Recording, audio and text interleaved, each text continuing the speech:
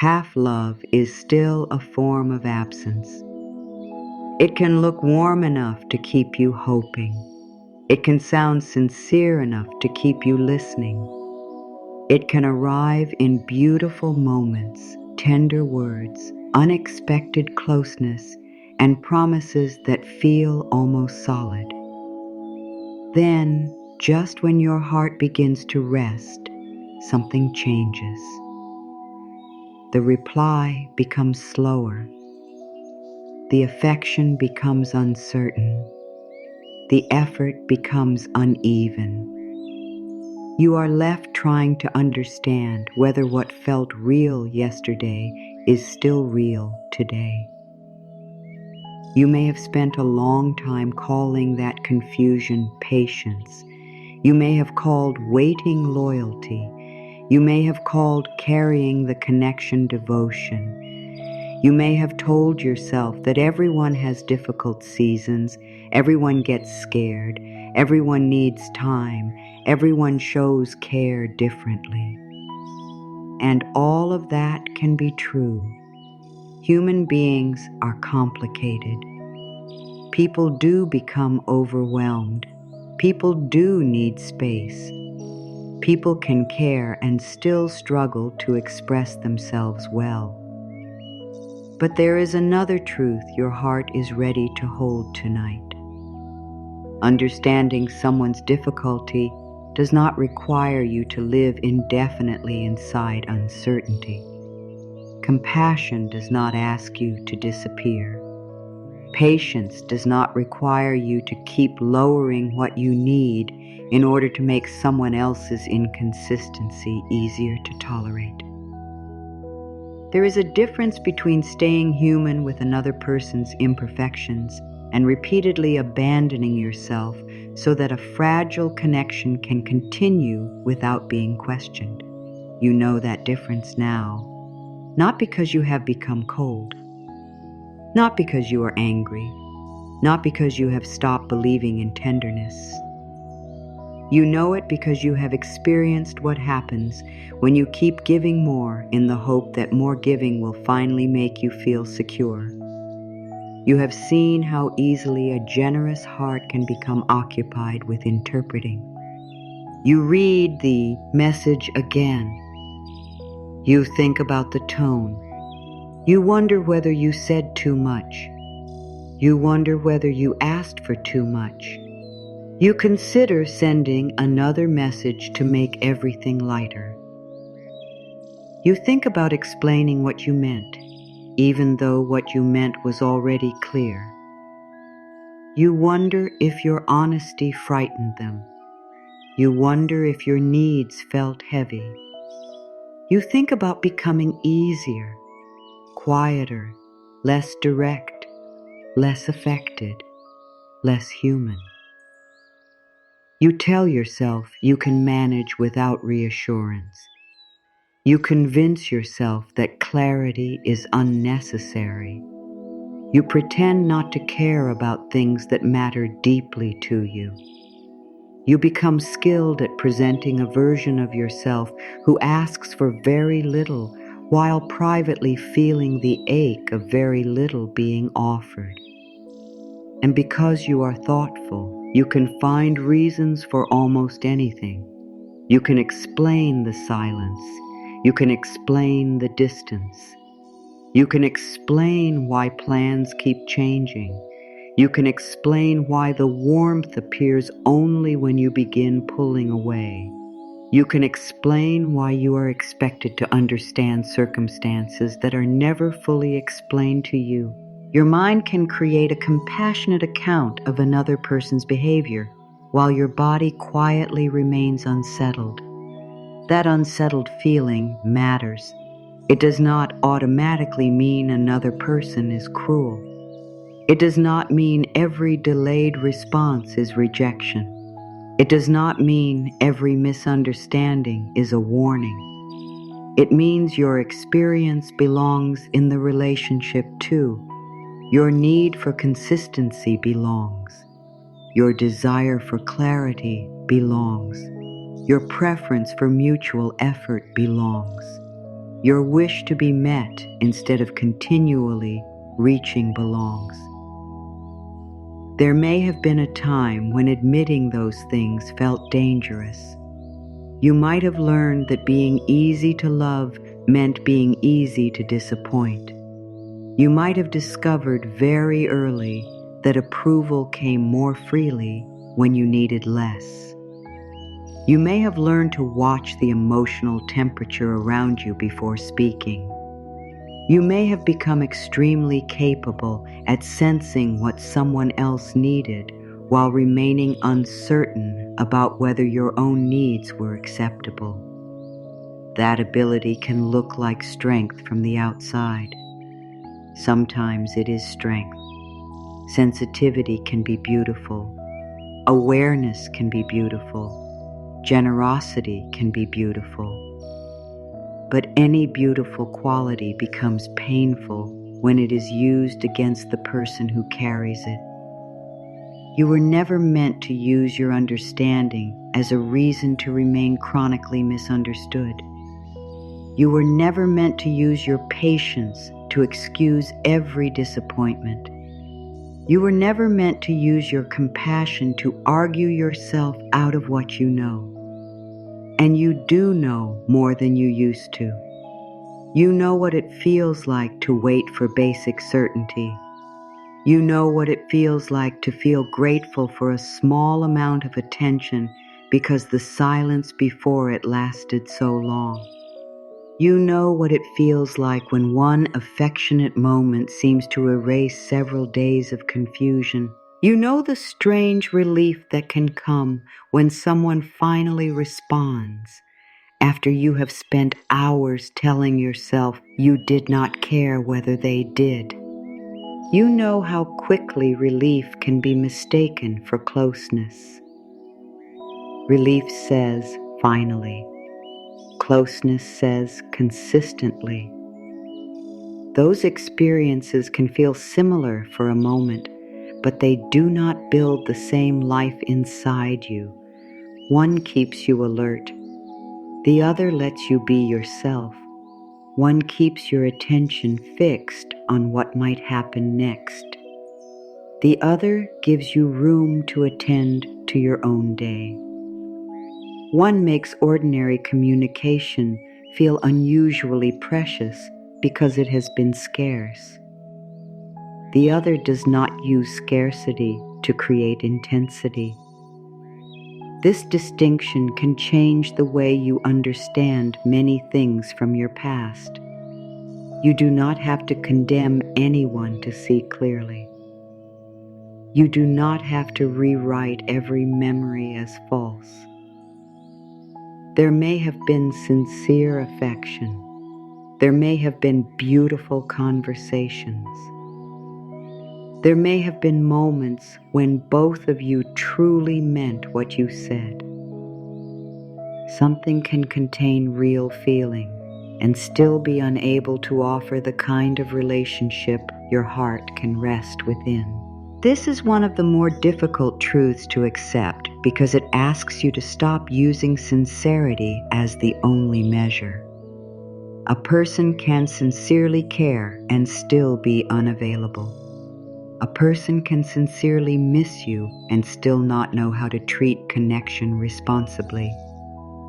A person can sincerely enjoy your presence and still be unable to meet you with steadiness. A person can sincerely want you near and still resist the very closeness they say they want. Their sincerity does not make your needs unreasonable.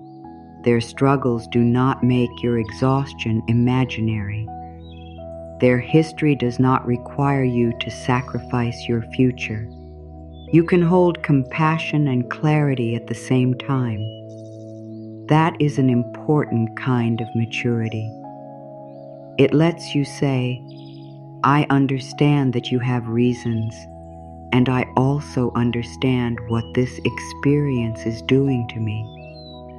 It lets you stop turning every difficult connection into a trial where you must prove that your pain is justified. You do not need a verdict declaring someone terrible before you are permitted to choose peace. You do not need evidence that would convince everyone else. You do not need an audience to agree. Sometimes the clearest information is very ordinary. You are tired.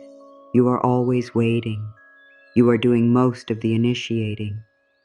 You are repeatedly explaining the same need. You feel close only after periods of distance. You are afraid that one honest conversation could make the whole connection disappear. You spend more time wondering where you stand than enjoying where you are. You feel responsible for keeping things warm. You measure your words because you fear being considered demanding. You accept uncertainty because losing the little you have feels worse. These things do not make you foolish. They show how deeply you hoped, and hope can stay much longer than certainty. Hope can remember the best day. Hope can focus on potential. Hope can take one tender sentence and carry it through several difficult weeks. Hope can say, perhaps things will settle once this stressful period passes. Hope can say, this person has been hurt before, so I should be patient. Hope can say, they would not keep returning if nothing meaningful existed. And there may indeed be meaning, but meaning alone is not always enough to create a healthy bond. A connection can matter and still need to end. A person can matter and still be unable to meet you. A chapter can matter without becoming your destination. Tonight is not asking you to erase what mattered. It is asking you to stop measuring the value of your heart by whether someone else finally becomes capable of holding it well. Those are very different things. For a long time, you may have believed that your greatest proof of devotion was how much you could endure without leaving. You stayed kind through uncertainty. You stayed available through distance. You stayed hopeful through contradiction. You tried to see beneath behavior. You tried to hear the fear beneath silence. You tried to recognize the wound beneath withdrawal. You gave context to everything. And because you could understand so much, you sometimes forgot that understanding does not create obligation. You can understand why someone cannot give more and still decide that less is not right for you. You can understand someone's fear and refuse to organize your emotional life around it. You can understand that a person is doing the best they know and still recognize that their best does not provide what you need. This is not punishment. It is discernment. There is no cruelty in becoming accurate. There is no bitterness in saying that mixed signals have mixed effects. There is no selfishness in wanting words and actions to live near each other. You are not asking for perfection. You are asking for reality that does not need constant interpretation. Think of how much effort interpretation requires. When communication is uncertain, you search for hidden meaning. When affection changes, you search for causes. When plans disappear, you search for excuses. When someone becomes distant, you search your own behavior. You inspect the last conversation. You review what you said. You decide which sentence might have been wrong. You wonder whether you showed too much interest. You think you should have waited longer before responding. You wonder whether being open made you less desirable. You try to calculate the right amount of distance so that the other person will move closer. Your natural warmth becomes strategy. Your honesty becomes risk. Your availability becomes something you monitor. Your affection becomes something you ration according to how much has recently been returned. And gradually, connection stops feeling like a place where you are known.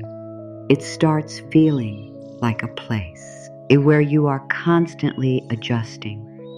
You become a careful version of yourself. You remove inconvenient feelings before speaking. You soften direct questions. You add reassuring phrases so that the other person will not feel pressured. You say, "No worries," when there are worries. You say, "It's fine," when something is not fine. You say, "Take all the time you need," when what you really mean is, "I wish I knew whether you intend to stay connected to me." You say, "I understand," because you do understand. But sometimes you use understanding to finish conversations that deserved honesty. And beneath all of that adjustment, another question begins to form. How little can I ask for and still keep this? That question is where a generous heart can lose its balance. Because once preservation becomes more important than truth, you begin negotiating against yourself. You stop asking whether the connection supports your life. You ask what you must do to keep the connection. You stop asking whether you feel respected. You ask how to avoid upsetting the other person. You stop asking whether your needs are being met. You ask whether having needs at all might cause distance. This can happen so gradually that you do not recognize it at first. There is rarely one dramatic moment. More often, there are small decisions. You decide not to bring something up. You wait a little longer. You initiate again. You accept the changed plan. You tell yourself not to make it serious. You swallow disappointment because the next conversation is pleasant. You promise yourself that if it happens again, you will say something. Then it happens again, and the person is going through a difficult week, so you postpone the conversation. Then another warm moment arrives. Your hope renews itself, and you remain. There is nothing shameful in this. Your heart was trying to protect something it valued. That matters. You were not sitting there trying to betray yourself. You were trying to preserve connection. You were trying to be fair. You were trying not to judge too quickly. You were trying to give someone the patience you may have wished others had given you. You were trying to act from kindness rather than fear. Those intentions deserve respect. What changes now is not your capacity to care. What changes is the direction of that care. Some of it comes back to you. Not all at once, not dramatically. It begins in small, truthful moments. You admit that something hurt. You stop editing that fact. You admit that uncertainty has been exhausting. You admit that you would rather know the truth than be temporarily comforted. You admit that consistent effort matters to you. You admit that you do not want to build closeness by pretending not to need closeness. You admit that you want a connection in which affection does not have to be constantly earned again. These admissions can feel surprising and powerful because they end an old argument inside you. The argument that says you should be more relaxed, more patient, more understanding, more detached, more attractive by caring less, more desirable by needing nothing. You do not need to become indifferent in order to become secure. You do not need to make your heart smaller. You do not need to imitate people who seem untouched by everything. You are allowed to remain deep. You are allowed to remain sincere. You are allowed to care strongly. The change is that your depth no longer requires you to accept shallowness in return. Your sincerity no longer requires you to ignore inconsistency. Your care no longer requires you to carry both sides. You can be warm and discerning, open and observant, soft without surrendering your judgment, affectionate without begging for confirmation. This is where your life begins to feel different. Not because every relationship suddenly becomes easy, not because every person becomes clear, not because disappointment disappears. Life will still contain uncertainty. People will still surprise you. Some connections will begin beautifully and later reveal limitations. Some will not become what you hoped. Some will teach you through contrast. Some will require difficult conversations.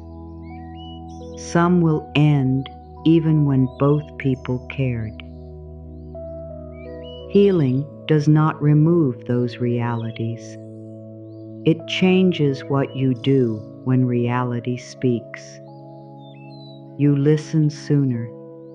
You do not spend months arguing with what has been shown repeatedly. You do not turn someone's inconsistency into a puzzle that your devotion must solve. You do not assume that more effort from you will create capacity in someone else.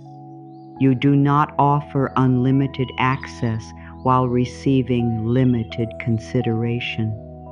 And when something important is unclear, you ask. Not to force an answer, not to control the outcome, not to make someone reassure you. You ask because you respect your own time. You ask because clarity is kinder than prolonged guessing. You ask because you no longer believe that a healthy connection will collapse merely because you speak honestly. If honesty ends something, it may reveal what silence was keeping alive. That can hurt. It can also free you from living inside an arrangement that depended on you remaining uncertain.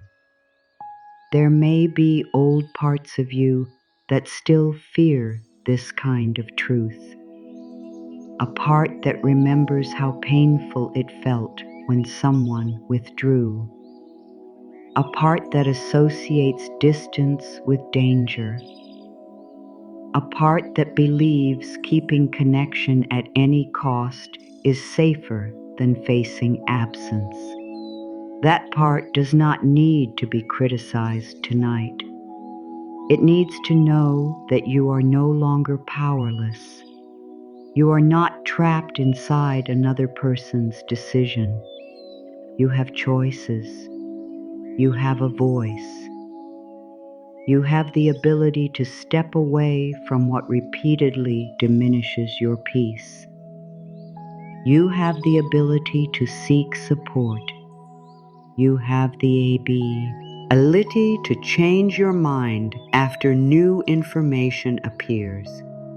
You have the ability to say, "This is not working for me." You have the ability to remain caring without remaining available to every form of carelessness. That difference matters. Your heart does not become safer by pretending it cannot be hurt.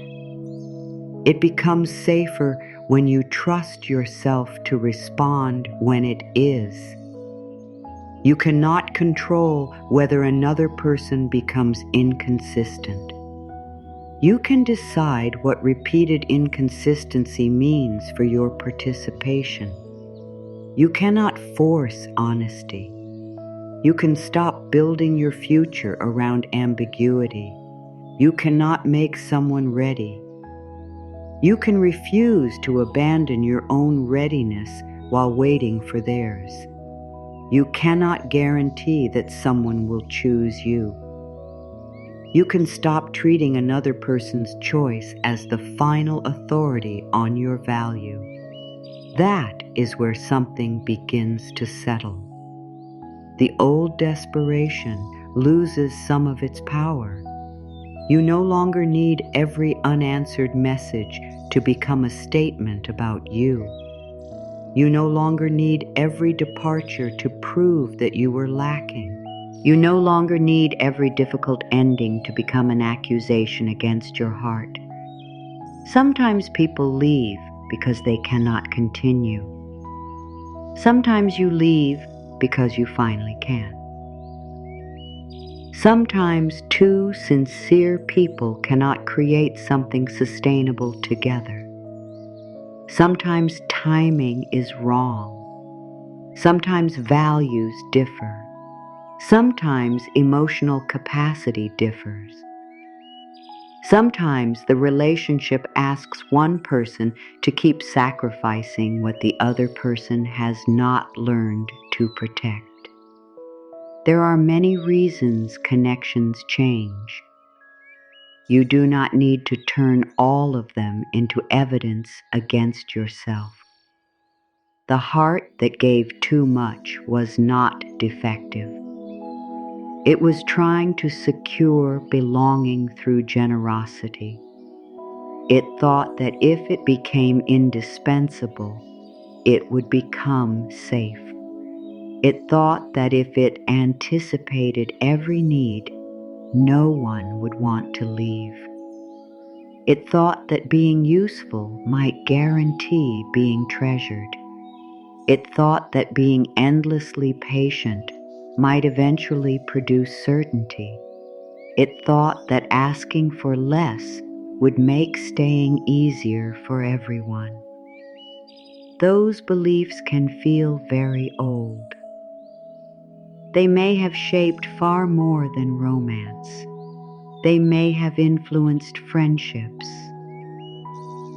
family relationships, work, the way you respond when someone is disappointed, the way you rush to repair tension, the way you apologize before deciding whether you did anything wrong, the way you become uncomfortable when another person is unhappy with a boundary, the way you feel responsible for restoring harmony even when the conflict was not created by you.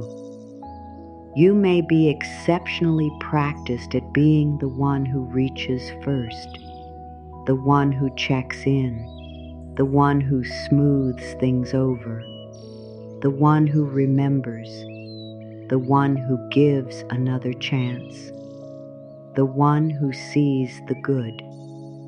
There is beauty in many of those qualities. Keep the beauty, release the burden. You do not have to become less thoughtful. You become more reciprocal. You do not become less caring. You become more truthful about where your care is placed. You do not stop believing in people. You stop requiring yourself to wait forever for potential to become behavior. You do not close your heart. You learn that openness and access are not identical. Someone can matter to you without having unlimited access to you. Someone can be forgiven without being invited back into the same role. Someone can have good qualities and still not be right for your life.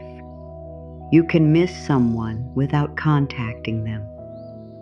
You can wish someone well without returning to confusion. You can remember the beautiful parts without using those memories to erase what was painful. You can acknowledge that you once wanted something deeply and still decide that you want differently now. Growth often sounds quieter than people expect. It is not always a dramatic declaration. Sometimes it is the moment you stop checking. The moment you do not send the extra explanation.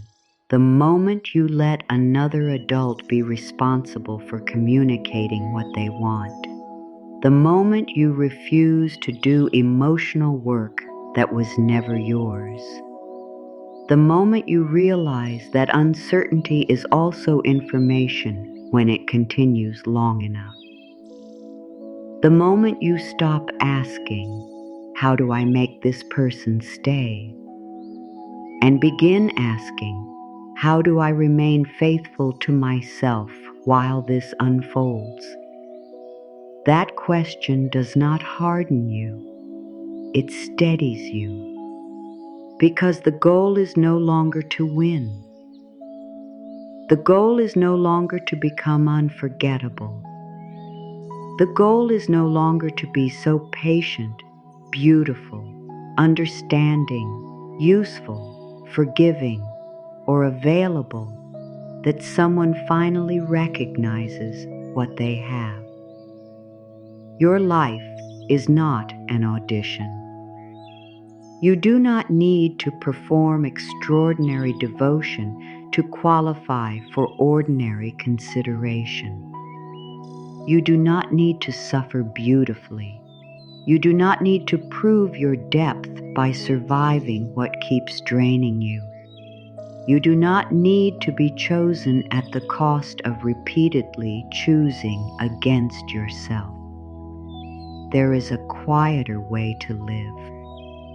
You let behavior matter. You let consistency matter. You let your own experience matter. You let mutuality matter. You let peace have a vote. You let your body tell you when prolonged uncertainty is taking too much. You stop glorifying the intensity created by absence and return. You stop assuming that difficulty automatically means depth. Some things are difficult because they are difficult. Some things are confusing because they are unclear. Some things hurt because they are not meeting you well. You are permitted to see the obvious without searching for a hidden explanation that makes the obvious easier to endure. That does not make you cynical. It makes you available for reality. And reality is where healthy connection has to live. Not in promises alone, not in imagined potential, not in what someone could become. No, but in how wonderful things might be if fear disappeared. Not in one extraordinary evening surrounded by weeks of uncertainty. Reality is what is repeatedly happening. Reality is how you feel most of the time. Reality is whether communication can survive truth. Reality is whether care appears in behavior. Reality is whether both people are participating. Reality is whether you are able to remain yourself. You have spent enough time trying to turn fragments into certainty. Tonight, you do not have to solve anyone.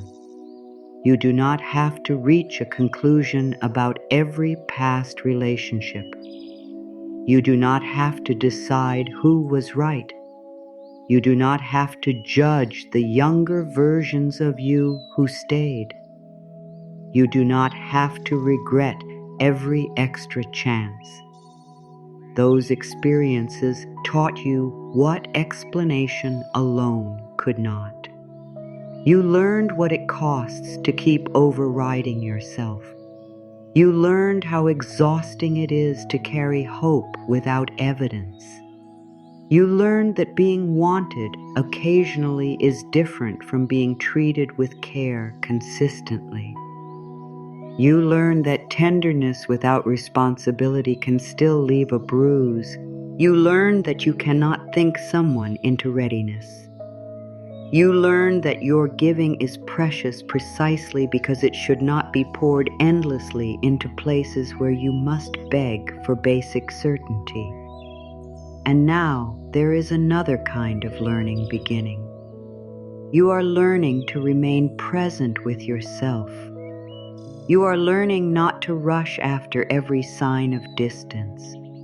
You are learning that silence does not require immediate action from you. You are learning that someone else's hesitation does not create an emergency.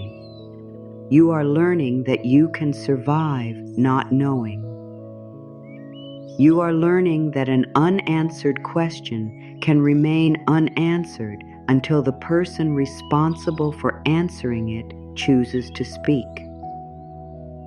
You are learning that your day can continue. Your mind can return to your own life. Your attention can return to what nourishes you.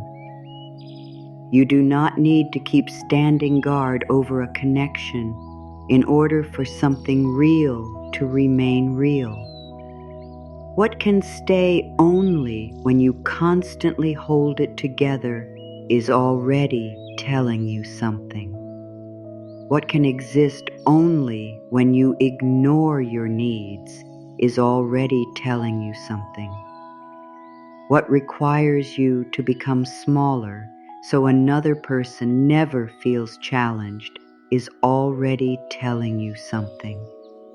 You are listening now, not with anger, with maturity, not with blame, with self-respect. And the more clearly you listen, the less appealing partial affection becomes. Not because you demand perfection, because you know the cost of living on uncertainty. You know what your mind becomes when it is always waiting. You know how your confidence changes when someone's attention becomes the measure of your day. You know how difficult it is to rest when your emotional state depends on a message you cannot control. You have lived that lesson. You do not need to repeat it forever to prove that you understood it. Tonight can be a small moment of choosing differently. No dramatic promise, no demand that you never look back, no expectation that every attachment disappears before morning. Just this recognition. You are no longer required to call half of something whole simply because you wanted it deeply. You can appreciate what was real without pretending it was complete. You can honor what you felt without surrendering to what hurt. You can care about another person and still care about the life you're building inside yourself. You can remember the tenderness without volunteering again for the uncertainty. You can let what happened become wisdom rather than identity. You can stop asking the past to give you a different ending before you permit yourself to move forward. Your heart has already given you enough evidence of its capacity. It knows how to care. It knows how to stay. It knows how to hope. It knows how to forgive. Now it is learning another sacred skill. It is learning how to remain with you. For a long time, reaching first may have felt safer than waiting to see who would reach for you. There was comfort in doing something. Sending the message gave your mind a task. Checking in gave uncertainty somewhere to go. Offering reassurance made you feel less helpless. Trying harder created the feeling that the outcome was still partly in your hands. And that is one reason overgiving can become difficult to recognize. It does not always feel like sacrifice while you are doing it. Sometimes it feels like hope. Sometimes it feels like responsibility. Sometimes it feels like being loving. Sometimes it feels like refusing to give up too quickly. You tell yourself that relationships require effort, and they do. You tell yourself that people need grace, and they do. You tell yourself that no one communicates perfectly, and that is true. But effort becomes something else when it flows almost entirely in one direction. Grace becomes something else when it is repeatedly requested from the same person, while your own hurt remains unaddressed.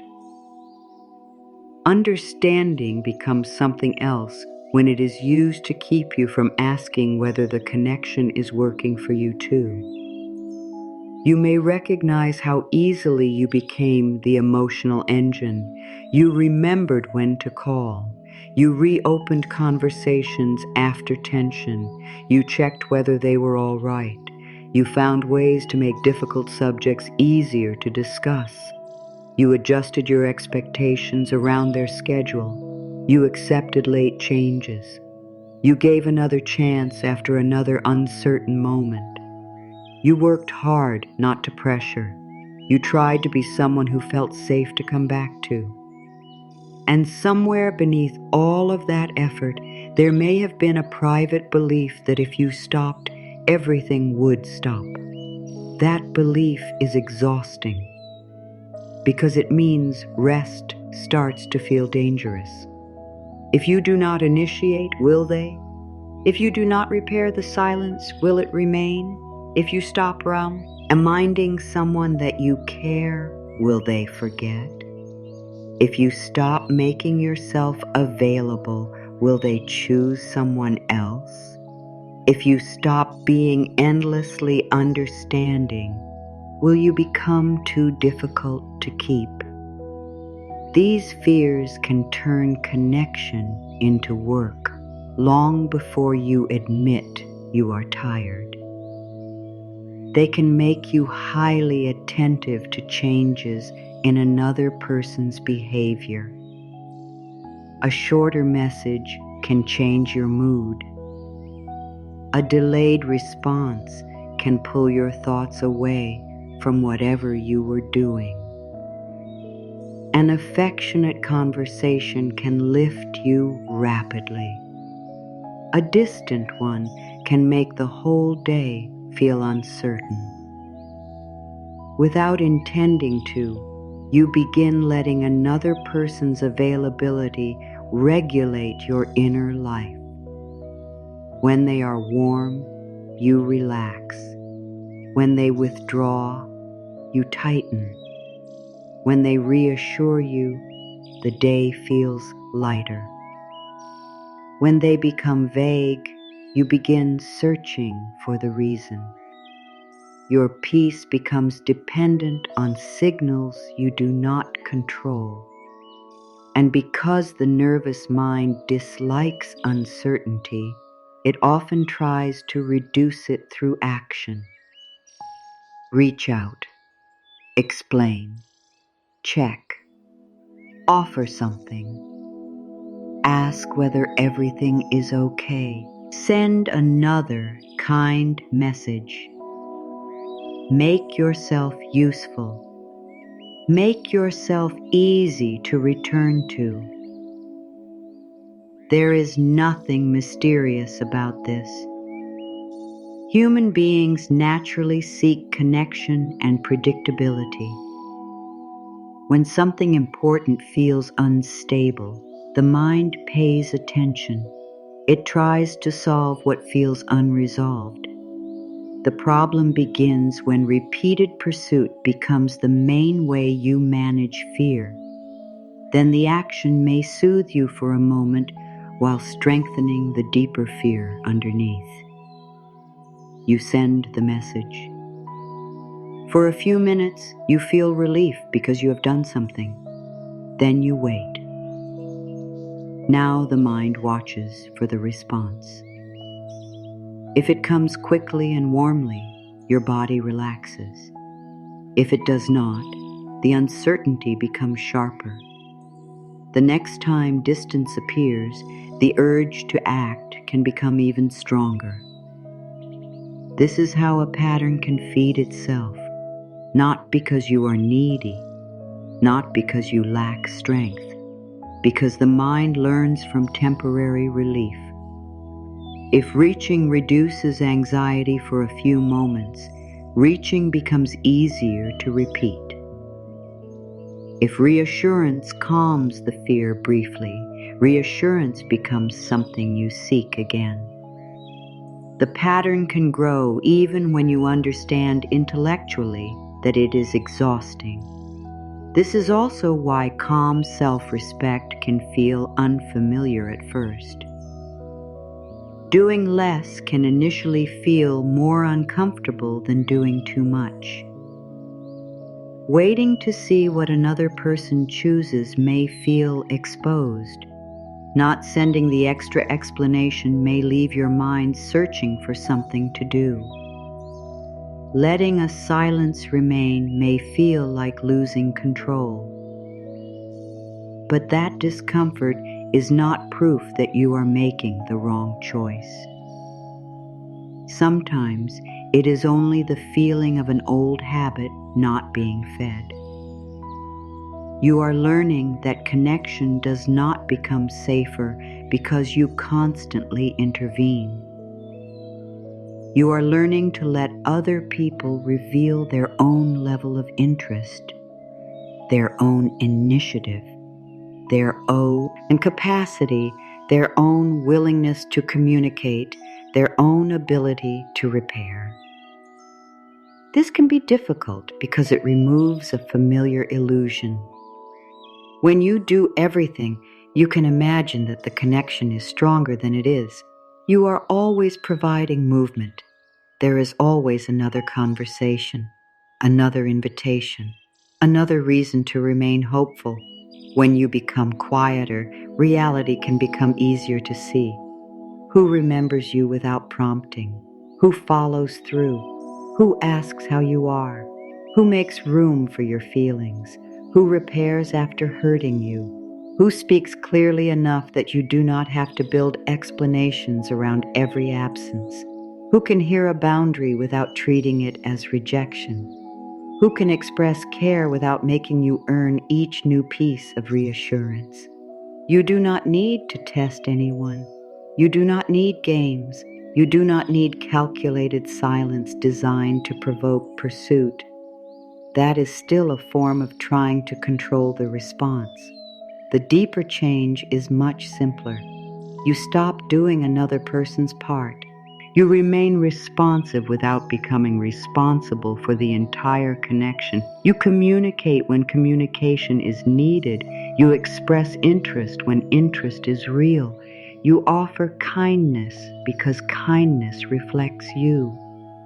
But you no longer use those things as tools for securing an outcome. This difference may seem small. Inside the heart, it is enormous. There is a different feeling between saying, "I care about you," because you genuinely want to express care, and saying it because you fear distance and hope the words will bring someone closer. There is a different feeling between initiating a conversation because you want connection and initiating because silence has become intolerable. There is a different feeling between offering patience and using patience to postpone an unavoidable truth. Your actions can look similar from the outside. Your inner posture is different. One comes from freedom, the other comes from fear. Fear creates pressure even when the words are polite. It makes every action carry a hidden request. Please reassure me. Please show me I matter. Please prove this is still here. Please make the uncertainty stop. Another person may not consciously know that this pressure exists, but human relationships often respond to it. When one person feels responsible for pulling closeness forward, the balance can become distorted. The more one reaches, the less room remains to discover what the other would freely offer. The more one explains, the less responsibility the other carries for understanding. The more one repairs, the less visible it becomes whether the other knows how to repair. The more one compensates, the harder it becomes to measure what is actually mutual. This is why pursuing harder does not reliably create security. It can create activity. It can create contact. It can even create temporary closeness. But security depends on something pursuit cannot manufacture: mutual willingness. There has to be another person standing on the other side of the connection with the capacity and desire to participate. You cannot perform their half for them, and recognizing that can bring grief. Because there may be moments from your past when you realize you were not trying to improve a relationship. You were trying to keep it alive. You were supplying what was missing. You were carrying conversations that would otherwise have faded. You were supplying forgiveness before accountability had fully appeared. You were lending certainty to someone who kept offering ambiguity. You were turning your own hope into evidence. That realization may sting. Do not use it to attack yourself. You were working with what you knew then. You were trying to protect attachment. You were trying to prevent loss. You were acting from lessons that may have been learned before you had words for them. Somewhere along the way, perhaps you learned that affection could disappear, that warmth could become distance without explanation, that approval could depend on behavior, that keeping peace sometimes meant swallowing what you felt, that people might become easier when you became easier, that being helpful created belonging, that being agreeable reduced conflict, that anticipating needs earned appreciation. These lessons do not have to come from one dramatic event. Often they are built from repetition. A child watches. A young person adapts. A heart takes notes. It learns what receives warmth. It learns what causes withdrawal. It learns when speaking creates tension. It learns when silence keeps things calm. It learns whether needs are welcomed or treated as inconvenience. And then years later, those early conclusions may appear inside adult relationships without introducing themselves. You find yourself over-explaining. You become frightened by another person's disappointment. You feel compelled to repair things immediately. You apologize quickly. You make room for everyone. You hesitate to ask anyone to make room for you. You give the benefit of the doubt long after doubt has become the main experience. None of this proves there is something wrong with you. It shows that human beings adapt, and adaptations that once helped you keep connection can later make it difficult to recognize reciprocity. The old lesson may whisper that being kept depends on being useful, so you give. It may suggest that expressing too much need creates risk, so you minimize. It may tell you that conflict threatens belonging, so you smooth things over. It may tell you that someone's withdrawal means you should work harder, so you move closer whenever they move away. The cycle can become so familiar that peace itself feels suspicious. Someone communicates consistently, and part of you wonders where the hidden problem is. Someone expresses clear interest, and you may initially feel less intensity. Someone does what they say, and because there is less uncertainty, there is less adrenaline. You may have once mistaken that absence of emotional turbulence for lack of chemistry. This is worth understanding with compassion. Intensity is not always intimacy. Sometimes intensity comes from unpredictability. When affection is inconsistent, every return can feel unusually powerful. The mind gives extra value to something that appears unpredictably. You do not know when the next warm moment will come, so when it arrives, it feels especially significant. The pattern can make ordinary kindness feel extraordinary. A message that would feel normal in a stable relationship can feel deeply reassuring after days of distance. A simple plan can feel like proof after weeks of uncertainty. A small gesture can carry enormous emotional weight because you have been hungry for evidence. This does not mean the feeling was fake. Your response was real, but the pattern surrounding it may have intensified the experience. Knowing this helps you become less impressed by occasional peaks and more interested in the ordinary ground. What happens between the beautiful moments? How are you treated when nothing dramatic is happening? Can you count on basic respect? Can you speak plainly? Do you feel free to have a difficult day? Can you disagree without fearing disappearance? Do plans have enough reliability that you do not constantly prepare for disappointment? Can care exist without one person repeatedly proving they deserve it? The ordinary ground tells you more than the occasional high point. And healthy closeness often becomes beautiful precisely because it does not require emotional starvation first. You can enjoy affection without recovering from deprivation.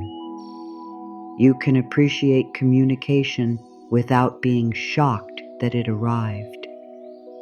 You can receive kindness without wondering how long it will last. You can experience interest without having to decode it. That kind of connection may initially feel quieter. Quieter does not mean lesser. Sometimes quiet is what safety sounds like after years of emotional noise. This is one reason your standards matter, not as rules designed to control other people, not as a list of demands someone must satisfy to earn access to you. Your standards begin with what you decide to participate in. They are instructions for your own behavior. If communication remains chronically unclear, you decide what you will do. If disrespect repeats, you decide what access continues. If your needs are dismissed, you decide whether this is a place where you can remain well. A boundary is not a spell cast over someone else. It does not force them to change. It tells you what you will protect. This is why raising your standards does not require becoming harsh. You can be very calm. You can be compassionate. You can understand another person's position and still choose differently. You can say, "I understand you are not ready for this," and believe them. You can say, "I care about you," and still leave room between you. You can say, "I respect your choice," and make your own. You can say, "I hope things become easier for you," and stop making their journey your assignment. This is mature care. It does not turn another person's limitation into an insult. It also does not turn your own needs into a problem. The old version of you may have believed that a strong heart could tolerate almost anything. The wiser version understands that strength includes discernment. Strength is not measured only by how long you can stay. Sometimes strength is measured by how quickly you stop abandoning what you know. There is no medal for enduring chronic uncertainty. There is no prize for being the most understanding person in a connection that steadily drains you. There is no sacred virtue in remaining where your dignity must repeatedly negotiate for basic consideration. Your heart does not become noble through deprivation. It becomes tired, and tired hearts can make desperate bargains. Just one message, just one more chance, just one more week. Maybe after this stressful period. Maybe once they understand how serious you are. Maybe once they see how much you have done. Maybe if you stop asking. Maybe if you become easier. The bargain keeps moving. That is how years can pass. You are not here tonight to condemn those years. You are here to stop making new bargains against yourself. There is another way to hold desire. You can want connection without making it the price of your peace.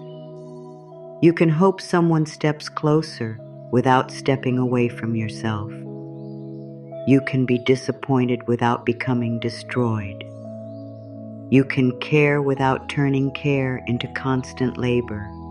You can want to be chosen without treating another person's choice as a measurement of your value. This is the deeper reason calm self-respect changes how you relate. It removes the hidden transaction from your generosity. You no longer give in order to be kept. You give when giving feels right. You no longer become agreeable in order to avoid rejection. You speak with kindness and remain truthful. You no longer offer endless explanations to prove that your feelings are reasonable. You trust that a person capable of healthy closeness can hear a sincere concern without requiring you to dismantle it first. You stop selling your humanity. You stop presenting a carefully edited version of yourself designed to be impossible to leave. No version of you can guarantee that someone stays. That may sound frightening until you understand the freedom inside it.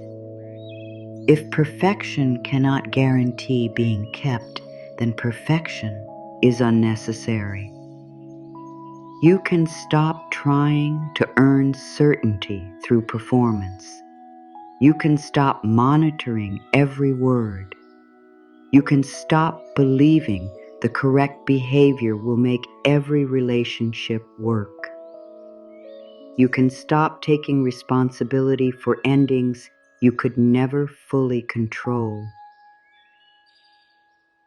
A relationship involves more than one history, more than one nervous system, more than one set of desires, more than one level of readiness, more than one choice. You are responsible for how you show up. You are not responsible for creating another person's readiness. You can be clear. You can be respectful. You can apologize when you have caused harm. You can repair what belongs to you. You can learn. You can listen. You can communicate. And then you have to let another person be an adult in the relationship too. They must speak. They must choose. They must repair. They must show effort. They must tell the truth as well as they can. They must take responsibility for the effect of their behavior. They must decide whether they are available. You cannot do that work from your side. This is where pursuing begins to loosen. You stop running ahead of reality. You stop filling every empty space. You stop answering questions no one has asked you. You stop rescuing people from the discomfort of being accountable. You stop translating your needs into language so soft that the need disappears. You stop asking yourself to be grateful for crumbs because someone once gave you nothing. Your expectations become more grounded, not grander. Grounded. You expect communication to have some consistency. You expect care to have behavior attached to it. You expect apologies to be followed by effort. You expect important conversations not to be endlessly avoided. You expect yourself to leave room for another person's humanity. You also expect another person to leave room for yours. That is not excessive. It is a healthier balance. And balance changes the atmosphere around you. When you stop moving from fear, people no longer receive a version of you organized around keeping them. They meet more of the real you, the person with preferences, the person with limits, the person who can say yes freely because no is also available, the person who can care without collapsing, the person who can remain warm while letting another adult face the consequences of their choices. Some people will respond well to that, some will not. A person who benefited from your lack of boundaries may dislike the appearance of boundaries. A person accustomed to you initiating everything may call your quietness distance. Someone who expected endless access may experience your new limits as change. They are correct about one thing: you are changing. But change does not automatically mean cruelty. You are becoming more accurate about what belongs to you. You are becoming less willing to confuse over-functioning with devotion. You are becoming more interested in mutuality than intensity. You are becoming more able to tolerate another person's disappointment without immediately betraying yourself to end it. This does not mean you never compromise. Healthy relationships need compromise. You will sometimes adjust, sometimes wait, sometimes forgive, sometimes offer more because the person you care about is going through something hard. The difference is that temporary imbalance exists inside a larger pattern of reciprocity. You know the person would carry more when you are the one struggling. You know your needs matter too. You know the difficult season is not the permanent architecture of the relationship. You know support travels in both directions over time. That feels different from endlessly waiting for reciprocity to begin. Your heart can learn this difference. It is learning now. It is beginning to separate generosity from self-erasure, patience from indefinite waiting, understanding from excusing, forgiveness from renewed access, empathy from responsibility, chemistry from instability, hope from evidence, desire from desperation. These distinctions return choice to you, and with choice, your inner world becomes less frantic. You do not have to decide tonight who belongs in your future. You do not have to make a dramatic exit. You do not have to send a final message. This is not about performance. The deepest decisions often begin privately. You become honest with yourself. You stop renaming what hurts. You stop forcing optimism onto patterns that have already spoken. You stop assuming that accepting reality means you have failed. Reality is not your enemy. Reality protects you from spending another year trying to negotiate with potential. You can see what is present.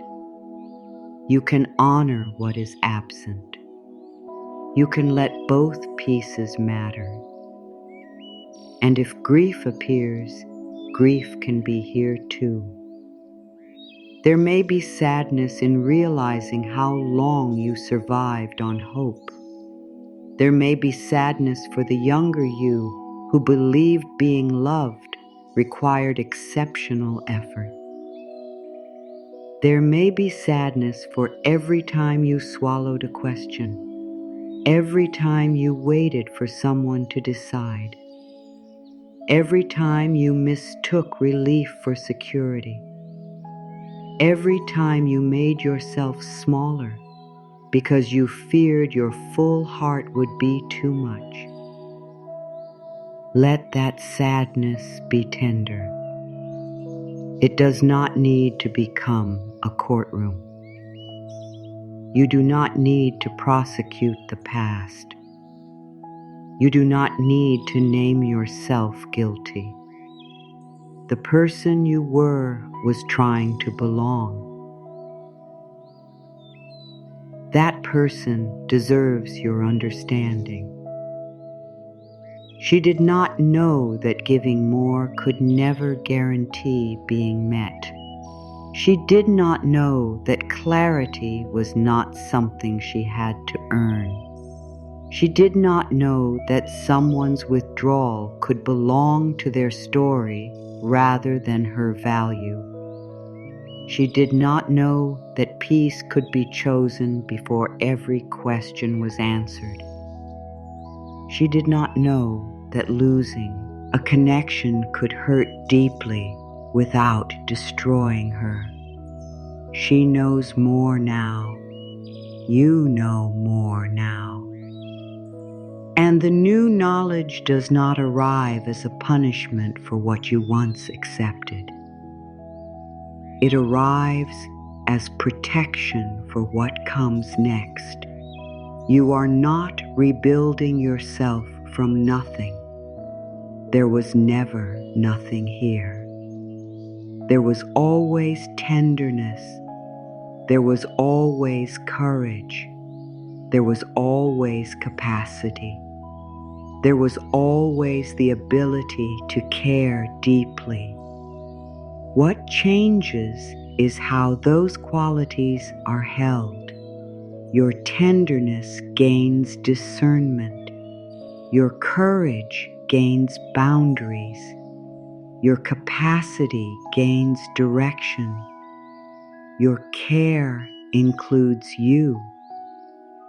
This is restoration, not becoming someone else, not creating a colder heart, not pretending you no longer want closeness.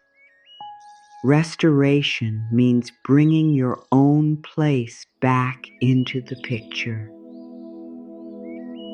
For years, another person's feelings may have occupied the center. What are they thinking? What do they want? Are they pulling away? Are they afraid? Are they interested? Are they overwhelmed? Are they coming back? Do they miss me? Will they understand? Now another set of questions becomes possible. How do I feel here? What do I need to remain healthy? Does this connection support the person I am becoming? Am I able to speak honestly? Is my care being treated with respect? Am I making excuses because the truth frightens me? What would I choose if I trusted that losing this would not mean losing myself? Those questions return you to your own life. And that return is not selfish, it is necessary. Because a relationship cannot truly include you while you are busy disappearing from it. You belong in every equation involving your heart. Your experience counts. Your fatigue counts. Your peace counts. Your preferences count. Your limits count. Your future counts. You are not an endless resource placed here to rehabilitate everyone who is uncertain about you. You are not required to convert mixed signals into devotion through patience. You are not required to prove that your heart deserves consistency. You are not required to keep showing your value to someone who is not prepared to meet it. Your value does not become greater when another person finally recognizes it, and it does not become smaller when they fail to. That truth may take time to settle. Old conditioning rarely disappears because of one beautiful sentence. It changes through repeated experience, each time you honor a limit, each time you resist the urge to over-explain, each time you let someone's silence remain theirs, each time you speak clearly, even when your voice feels uncertain, each time you choose not to pursue reassurance, each time you accept that someone may misunderstand you and you will still be okay. Each time you refuse to trade your peace for a temporary answer, you give your inner world new evidence. I can remain with myself. I can face uncertainty without abandoning myself. I can want connection without begging for it. I can care without carrying everything. I can survive disappointment. I can choose what chooses me in action, not only in words. Slowly, what once felt impossible becomes familiar. The pause before you reach out becomes less frightening. The unanswered message loses some of its authority. Someone else's mood stops controlling the entire atmosphere inside you. You become less interested in performing calm and more capable of actually feeling it. This is where pursuit begins to lose its grip. Not because you no longer desire anything, because desire no longer owns you. You can want, you can hope, you can remain open, and still stand where you are. You do not have to run toward every possibility. You do not have to persuade every uncertain heart. You do not have to prove that you would be good for someone. The people capable of meeting you will need to participate in meeting you. That participation cannot be imagined into existence. It must become visible. You are learning to respect what is visible. This is one of the kindest things you will ever do for your heart. Because a heart that has spent years chasing clarity deserves the experience of recognizing it. A heart that has spent years giving to be kept deserves to learn that it does not have to purchase belonging. A heart that has spent years studying everyone else deserves to become known to itself again. And somewhere beneath the old effort, beneath the questions, beneath the habit of reaching, something quieter has been forming. You may not have seen it while it was happening. You may have thought the dark seasons were empty. They were not. Something in you was becoming more discerning, more patient with truth, less dazzled by appearances, less willing to confuse attention with devotion. The work was happening where no one could applaud it. It did not need an audience. It did not need to announce itself. It was taking shape in silence, layer by layer, hidden from view. And soon you will understand why the most precious part of this healing never needed to be displayed while it was being made. The hidden work has been real, even when nobody could see it. There were seasons when you thought nothing was changing because the outside still looked the same. You still missed what you missed. You still remembered what had been. You still had moments when one small reminder could reopen an old ache. You still wondered why certain patterns had taken so long to leave. And because healing did not always look dramatic, you may have underestimated what was actually happening within you. But the deepest restoration rarely performs for an audience. It does not need applause. It does not need to prove itself. It often begins where nobody is watching. In the private decision not to send another explanation. In the private recognition that you are tired of guessing. In the moment you stop calling inconsistency mysterious. In the hour you finally admit that your body has been asking for peace. In the day you realize you do not want to be admired for how much you can endure. These shifts are quiet. They can seem small. They can be easy to dismiss, but they change what you will accept next. That matters more than appearance. You were never weak because you stayed too long. You were never foolish because you hoped. You were never less intelligent because your heart kept searching for the good. A tender person can remain in uncertainty for reasons that make sense. You may have been loyal to the memory of what the connection once felt like. You may have believed that one difficult season did not define the whole relationship. You may have wanted to be fair.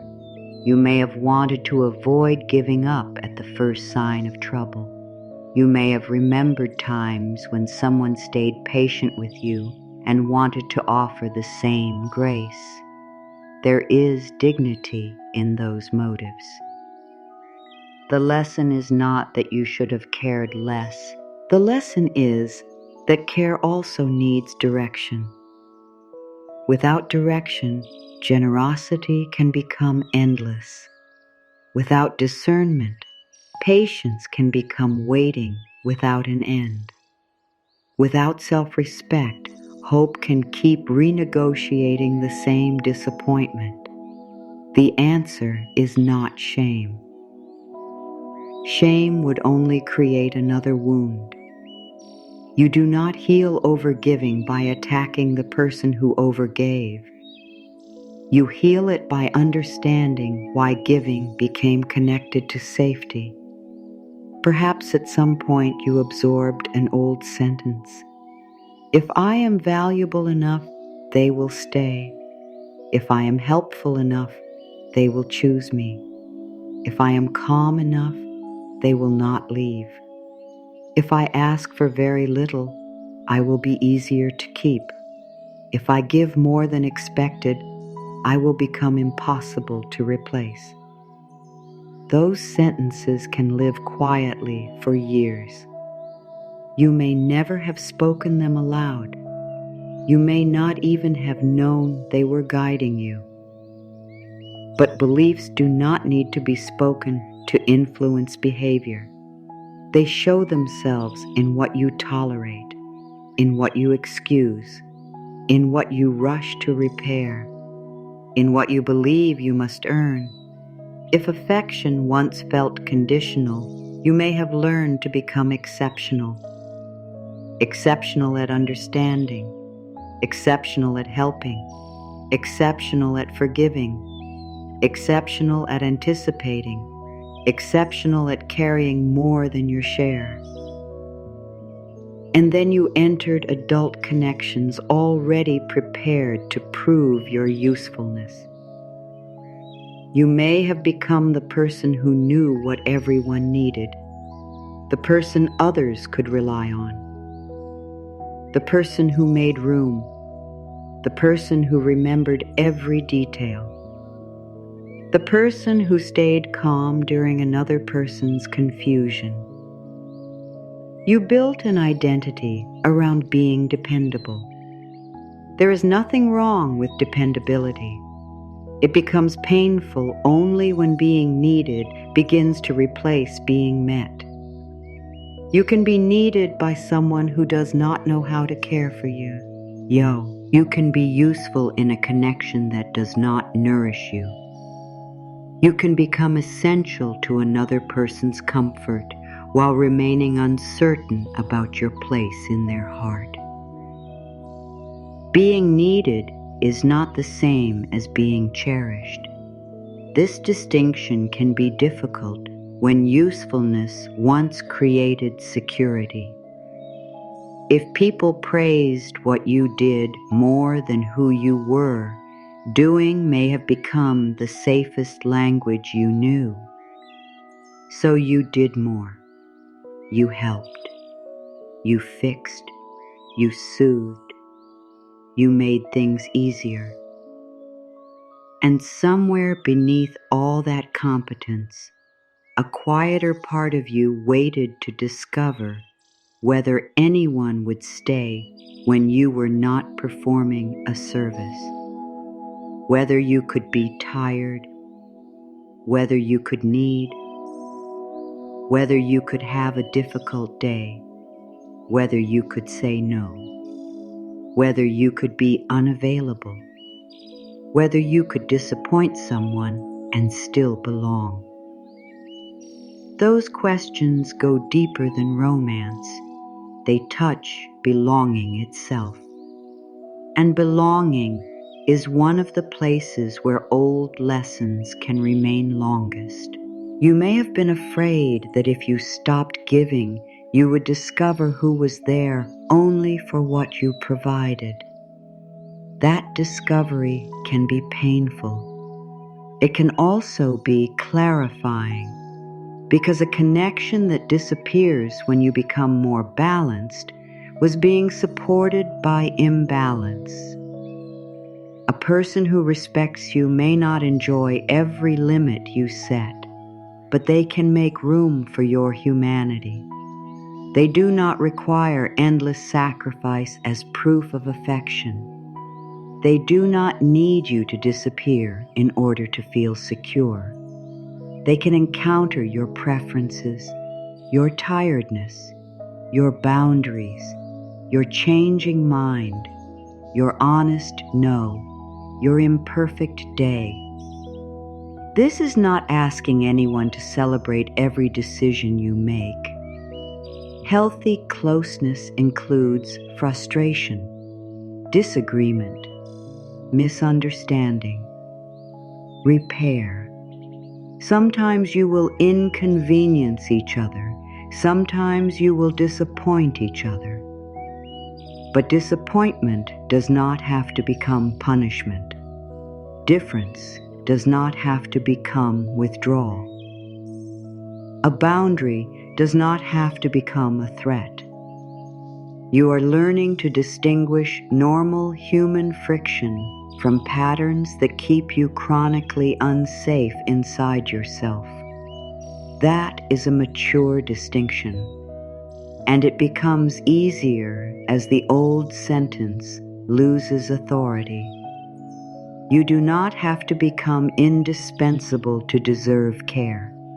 You do not have to perform usefulness in exchange for belonging. You do not have to exhaust yourself to prove the depth of your heart. You do not have to be the easiest person in the room. You do not have to become smaller in order to make someone else's uncertainty comfortable. There is nothing wrong with wanting to be met. Nothing wrong with wanting clear affection. Nothing wrong with wanting steady communication. Nothing wrong with wanting the effort to move both ways. Nothing wrong with wanting a relationship where your nervous system is not constantly dying the next signal. The old belief might resist this. It might tell you that asking for reciprocity is demanding.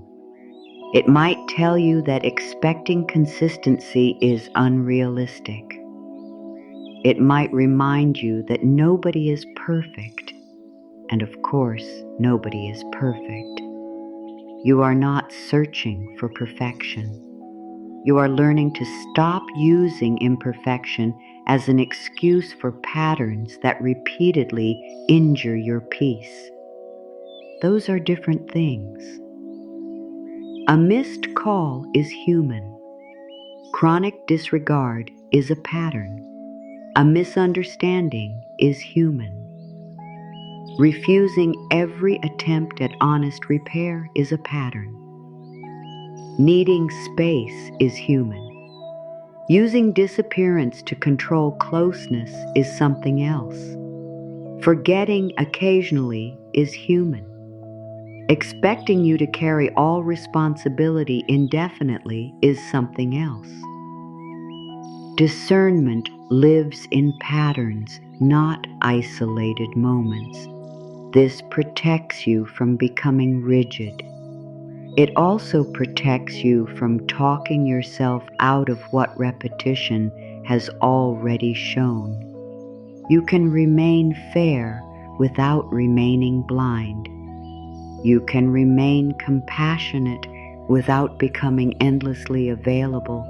You can understand context and still honor impact.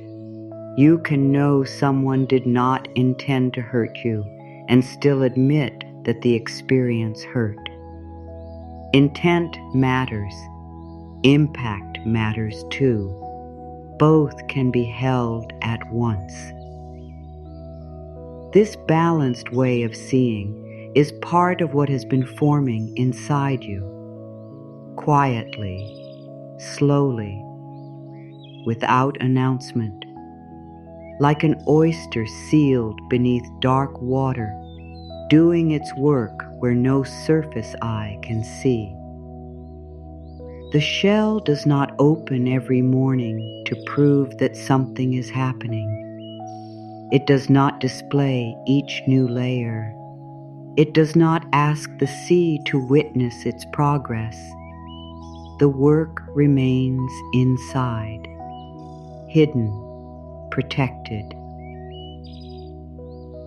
A small irritation enters, something that does not belong there, something that could remain only as discomfort. And instead of producing a spectacle, the oyster begins to respond. Layer by layer, a covering forms, then another, then another. What began as irritation is not denied. It is not declared beautiful immediately. The oyster does not pretend there was never an intrusion. It works with what arrived, quietly coating what once caused friction, not in one instant, not through force, through repetition, through time, through hidden labor. The shell stays shut while the work continues. This matters. Because you may have believed that healing had to be visible to be real.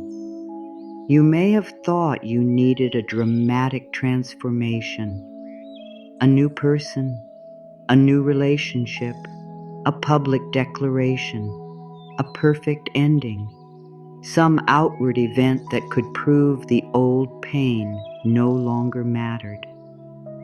But what if the most important work has already been happening behind the closed shell? What if every time you chose not to abandon yourself, another layer formed? What if every honest recognition added something? The first time you said, "I did not like how that felt." Another layer. The first time you stopped rushing to repair what you did not break. Another layer. The first time you let someone reveal their effort without compensating for its absence. Another layer. The first time you realized that missing someone was not the same as needing to return. another layer. The first time you declined a role that required you to disappear, another layer. None of those moments had to look impressive. They were not meant for display. They were doing something deeper. They were changing what surrounds the tender place. This is not about becoming hard. The oyster's answer to irritation is not to become a stone. It creates something luminous around what once hurt. That is different. You do not have to turn pain into bitterness. You can turn experience into discernment. You can let disappointment refine your choices without teaching you to distrust everyone. You can let an ending clarify your needs without convincing you that closeness is dangerous. You can let what happened become information, not identity, not prophecy, not proof that the future will repeat the past. Information. This hurt. This pattern drained me. This kind of ambiguity affected me more deeply than I admitted. This is what I need to do differently now. That is how the layer forms, not by denying the past, by changing what surrounds it. A pearl takes shape because something difficult is met again and again with a different response. This does not mean pain was necessary. It does not mean you should be grateful for mistreatment. It does not mean suffering is secretly a gift. You never have to romanticize harm in order to heal from it. The beauty lies in your response, not in what wounded you. The beauty is that what entered your life without permission does not get to decide what you become. The beauty is that you can surround an old injury with new understanding until it no longer cuts the same way.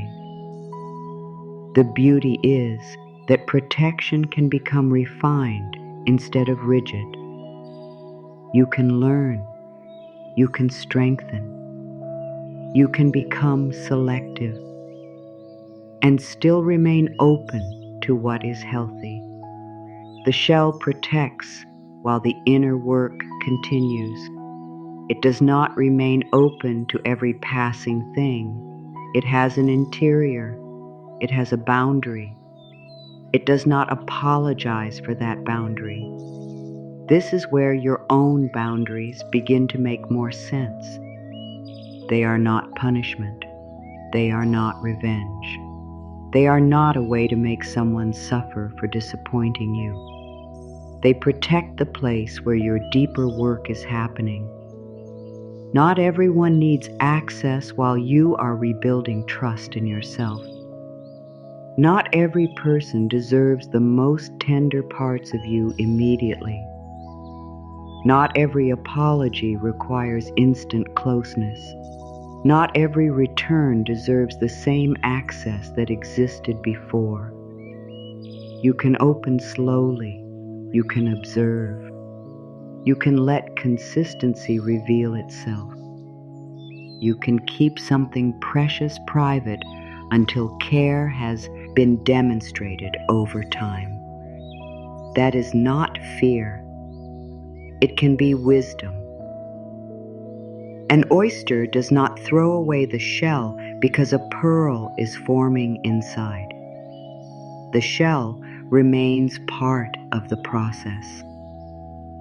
Protection and beauty exist together. Your softness does not become more authentic when it is unprotected. Your openness does not become more noble when everyone can enter. Your tenderness is not proven by unlimited access.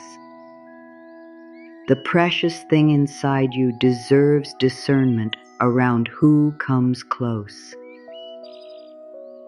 This is especially important if you spent years believing that boundaries made you difficult. They do not. Healthy limits make genuine closeness more possible because the relationship does not have to survive on resentment. When you can say no, your yes becomes honest. When you can ask for space, your presence becomes chosen.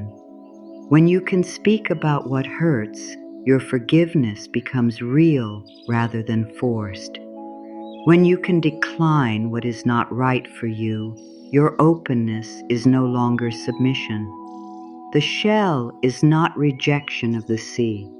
It is how the oyster remains itself within the sea. You do not have to reject connection to protect your interior. You can participate in life and still have boundaries. You can care deeply and still keep parts of yourself private until trust grows. You can be warm and still selective. You can remain open while letting time reveal character. This kind of patience is different from waiting for someone unavailable to change. It is patience with reality. You do not rush your trust. You do not rush your healing. You do not rush intimacy because intensity feels exciting. You let layers accumulate. You let behavior repeat. You let words prove whether they belong beside actions. You let someone show who they are over time. You let yourself respond based on what is actually there. This is quiet work. There may be no applause, no dramatic sign. No one may know how difficult it was not to send the message. No one may know how much courage it took to say, I need something different. No one may understand what it cost you to stop returning to a connection that kept reopening the same ache. That is all right. The oyster does not display its work. The sea does not receive daily updates.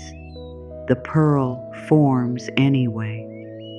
And one day, what has taken shape in the dark possesses a quality that cannot be rushed. Depth, weight, luster. Not because darkness was magical, because layer after layer was added with patience.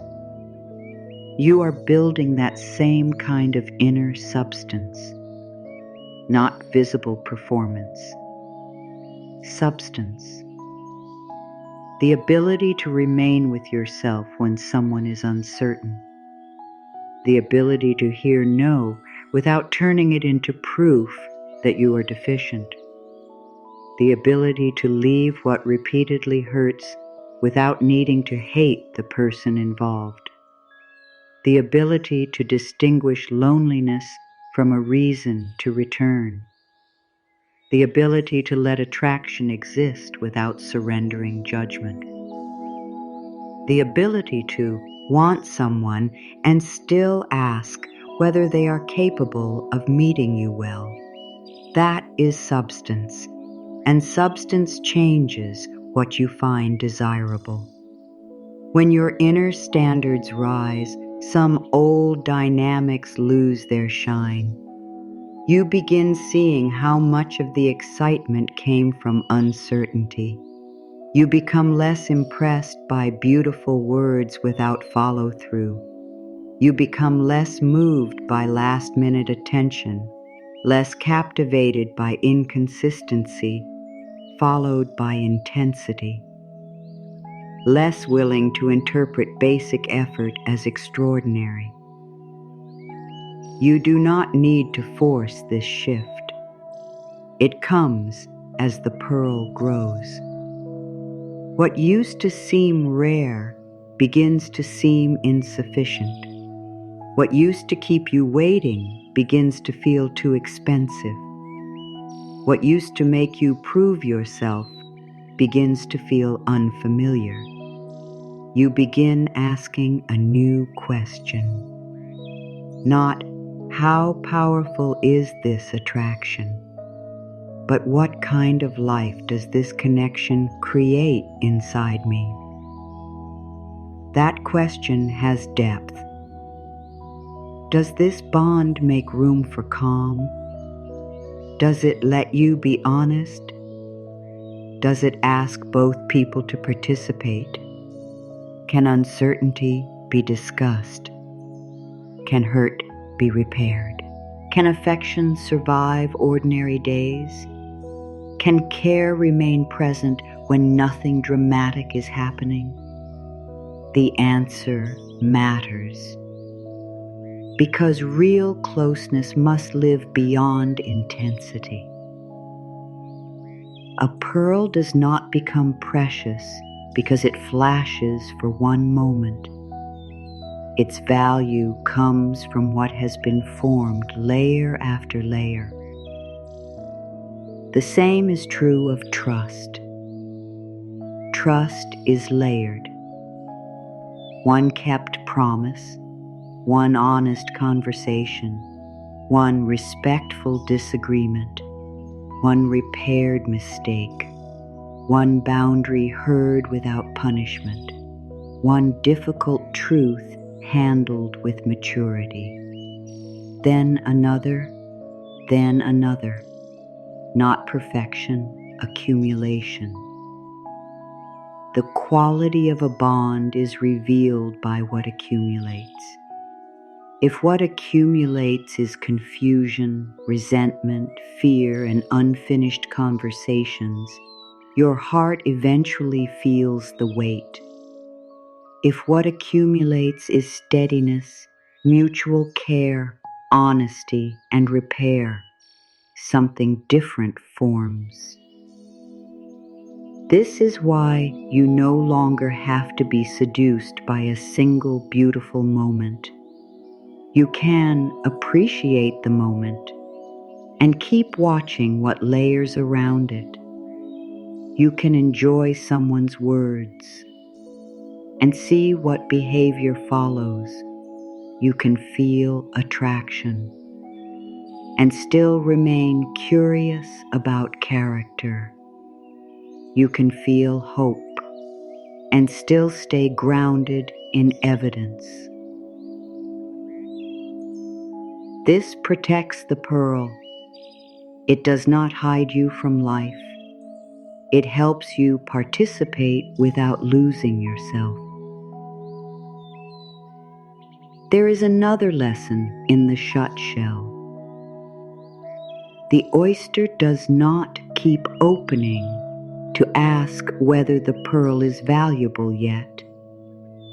It continues the work. You do not need constant outside confirmation that your healing is real. You do not need someone from your past to return and admire how much you have changed. You do not need the person who underestimated you to understand you now. You do not need anyone who benefited from your overgiving to approve of your new limits. Your transformation does not require their recognition. It belongs to you. This may be one of the most freeing truths of all, because part of you may still imagine a future scene where someone finally sees what they lost, where they recognize your depth, where they understand your devotion, where they realize that you were rare. But your healing cannot depend on that moment. They may understand. They may not. They may think about you differently one day. They may never do so. Your life cannot remain attached to an audience that may never arrive. The pearl does not become precious because the sea praises it. Its substance is already there. Your growth has substance before anyone acknowledges it. Your boundaries matter even if someone calls them unnecessary. Your peace matters, even if someone preferred the version of you who overextended. Your discernment matters, even if someone says you have changed. Yes, you have changed. You are no longer willing to confuse unlimited access with devotion. You are no longer willing to prove your goodness through self-neglect. You are no longer willing to call uncertainty romance. You are no longer willing to use empathy as a reason to betray your own experience. That is not a loss of softness. That is softness learning structure, and structure can protect what is precious. Imagine the years of quiet layering. No applause, no audience, no hurry. Only the slow formation of something that did not exist in the same way before. This is what may be happening in you now. An old injury is becoming surrounded by a new response. An old belief is losing direct contact with your choices. The old sentence says, "Give more or you may be left." A new layer forms. I do not have to purchase someone's presence. The old sentence says, "Stay quiet or you may be rejected." A new layer forms. Honesty helps me see what can truly hold me. The old sentence says, "Prove you are easy to keep." A new layer forms. I do not have to erase myself to belong. The old sentence says, "Wait until they are ready." A new layer forms. Their timing does not have to become my life. The old sentence says, "If they leave, it means you were not enough." A new layer forms. Another person's capacity does not define me. Again, another layer, again, another. The process is not instant. Some old thoughts may still return. That does not mean the pearl disappeared. A familiar fear can surface even after you have changed. You may still feel the urge to reach. You may still miss someone. You may still dream of a different outcome. You may still have a day when your confidence feels thin. Healing does not require never feeling an old feeling again. It asks you to relate to that feeling differently. You do not automatically obey it. You do not let it become the only voice in the room. You do not treat one difficult night as proof that all your progress was false. A shell remains closed. The work continues, layer by layer. You stay with yourself. That is enough for this moment. You do not need to know who will enter your life next. You do not need a name. You do not need a date. You do not need certainty about the future. The promise here is not that a specific person appears. The promise is that you are becoming more capable of recognizing what can meet you well. That matters. Because discernment changes what you participate in, and what you participate in shapes your life.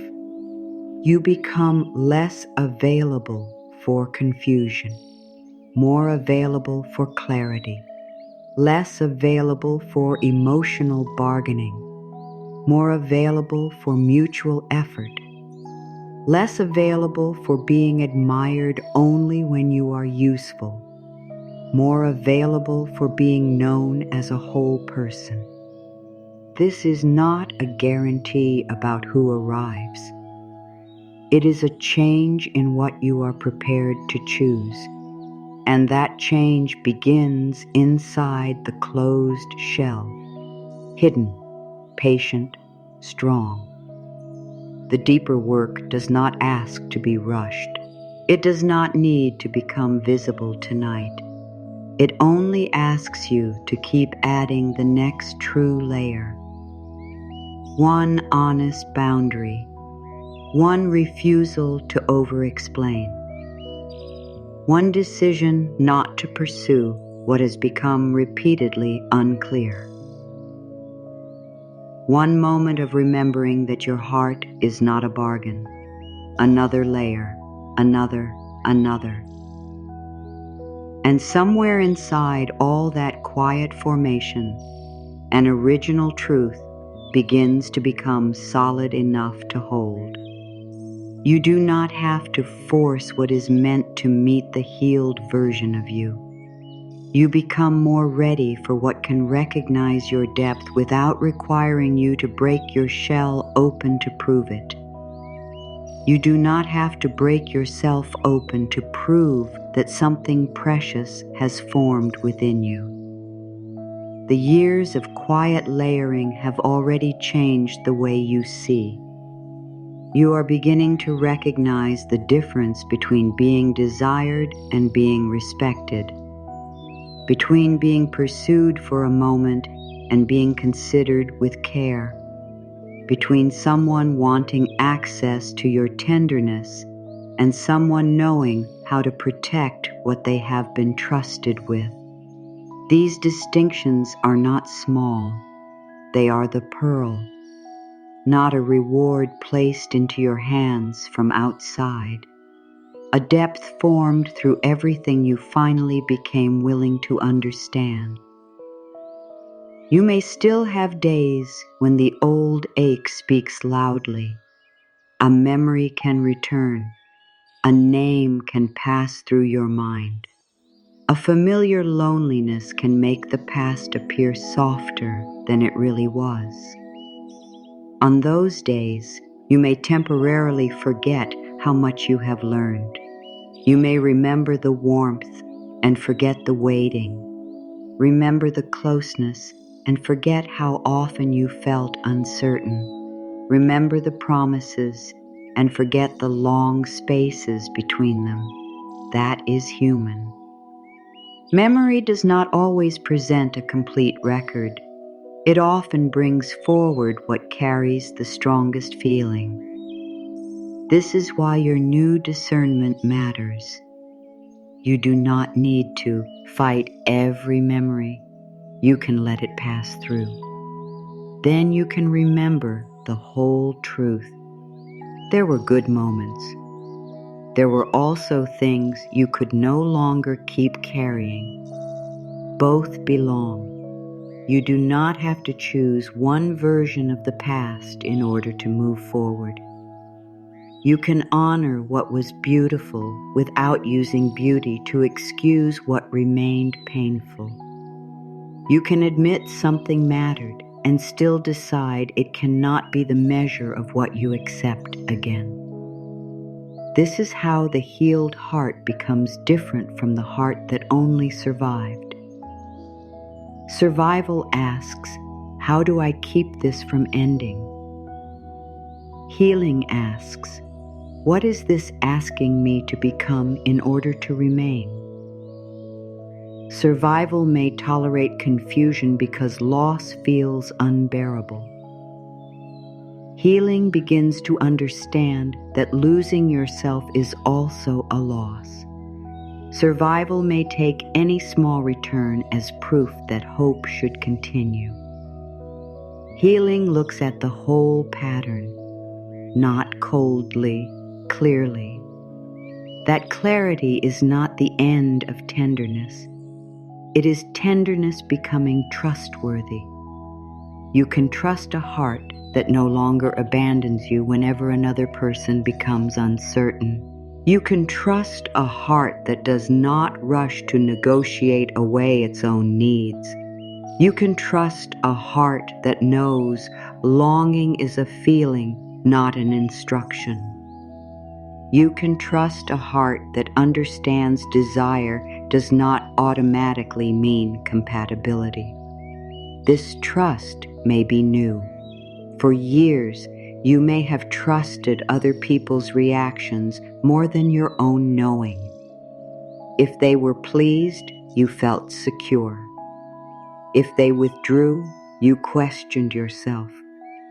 If they returned, you felt restored. If they showed interest, you felt valuable. If they became distant, you wondered what had changed in you. Your inner state moved according to their movement. Now something more stable is being formed. You are learning to remain in contact with yourself while another person makes their choices.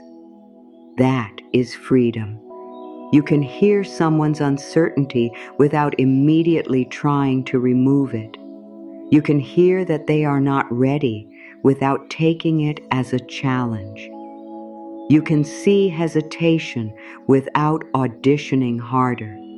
You can encounter distance without assuming your task is to close it. This creates room for truth, and truth sometimes disappoints. But disappointment is often cleaner than prolonged confusion. A clear no can hurt. A vague maybe can consume months. A definite ending can ache deeply. An almost relationship can keep the heart suspended for years. This is why clarity becomes one of your forms of care. Not because you demand instant answers from everyone. Human beings need time. Feelings can be complicated. Decisions can take thought. But there is a difference between thoughtful uncertainty and a pattern where ambiguity becomes the permanent home. You no longer have to live there. You can give reasonable time without giving endless time. You can listen without waiting indefinitely. You can respect someone else's process without abandoning your own true if beside it. The pearl inside the shut shell does not stop forming because the sea outside keeps moving. The currents shift. The water changes. Things pass above. Things pass below. Still the inner work continues. This is what you are learning. Life outside you will move. People will make choices. Some will approach. Some will pull away. Some will know what they want. Some will not. Your deeper task is not to control those movements. It is to keep becoming someone whose inner life is no longer reorganized by every wave. That kind of steadiness changes your relationships. You speak differently when you are not begging internally. You listen differently when you are not trying to turn every answer into the one you hoped to hear. You choose differently when loneliness is no longer allowed to negotiate your boundaries. You walk away differently when you understand that leaving something unsuitable does not mean you failed. You stay differently too. Because when you remain somewhere from freedom, your presence is not a plea. It is a choice. This is what healthy devotion requires. Two people who are free enough to choose. Not one person holding tightly while the other decides how little they can offer without losing access. Not one person doing all the emotional work. Not one person constantly proving their patience. Mutuality has a different texture. You feel it in the ordinary things. You do not have to ask repeatedly for basic consideration. You do not have to guess whether affection disappeared overnight. You do not have to become exceptionally agreeable after expressing a need. You do not have to earn your way back into warmth after every disagreement. The connection has room for reality, and you have room too. You are not present merely as someone's source of comfort. You are a full participant. That means your experience belongs, your preferences belong, your limits belong, your joy belongs, your difficult days belong, your dreams belong, your silence belongs, your no belongs, your yes belongs. The old heart may have thought receiving meant being chosen. The restored heart understands that receiving also means being met. Those are different. Being chosen can be dramatic. Being met is often quiet. It is someone remembering what matters to you, someone following through, someone making a difficult conversation safer by remaining present, someone respecting a limit without trying to punish you for having it, someone giving without needing you to beg first, someone making their interest understandable. Nothing theatrical is required. What matters is the accumulation, layer after layer, like the pearl. A single beautiful gesture cannot create substance if everything surrounding it remains uncertain. But ordinary care repeated over time becomes something substantial. That is what you are becoming ready to recognize. You do not have to be swept away by one moment. You can let time speak. You can let patterns speak. You can let character speak. Your heart does not need to decide everything on the first day. It does not need to hand over every hope because someone appears interested. It can remain warm while observing, interested while grounded, open while discerning. This is a different kind of attraction, less frantic, less hungry, less dependent on fantasy, more rooted in what is actually unfolding. You may discover that some connections lose their hold when you stop imagining what they could become. That can feel strange. The person may not have changed. Your relationship with possibility has changed. You no longer fall in love with potential and then spend years waiting for reality to catch up. You become more interested in what is being offered now. This does not make you impatient. It makes you honest. Potential can be beautiful, but potential is not a relationship. Potential does not keep promises. Potential does not repair hurt. Potential does not communicate. Potential does not create a safe place to rest. Only behavior can begin doing those things, and even behavior must repeat. One sincere apology matters. Changed behavior matters more. One strong declaration can move you. Consistency gives that declaration meaning. One tender night can be remembered forever. The days that follow show what the tenderness can actually sustain. This is what the pearl has taught you. Value is not created by display. It is created by formation, quietly, repeatedly, over time.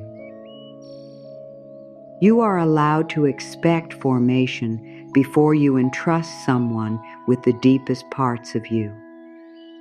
You are allowed to ask whether trust has been built rather than merely promised. You are allowed to wait before deciding. You are allowed to say, I need to see more consistency. You are allowed to say, this pace is too uncertain for me. You are allowed to say, I care, and I still need clarity. You are allowed to say, I understand, and this does not work for me.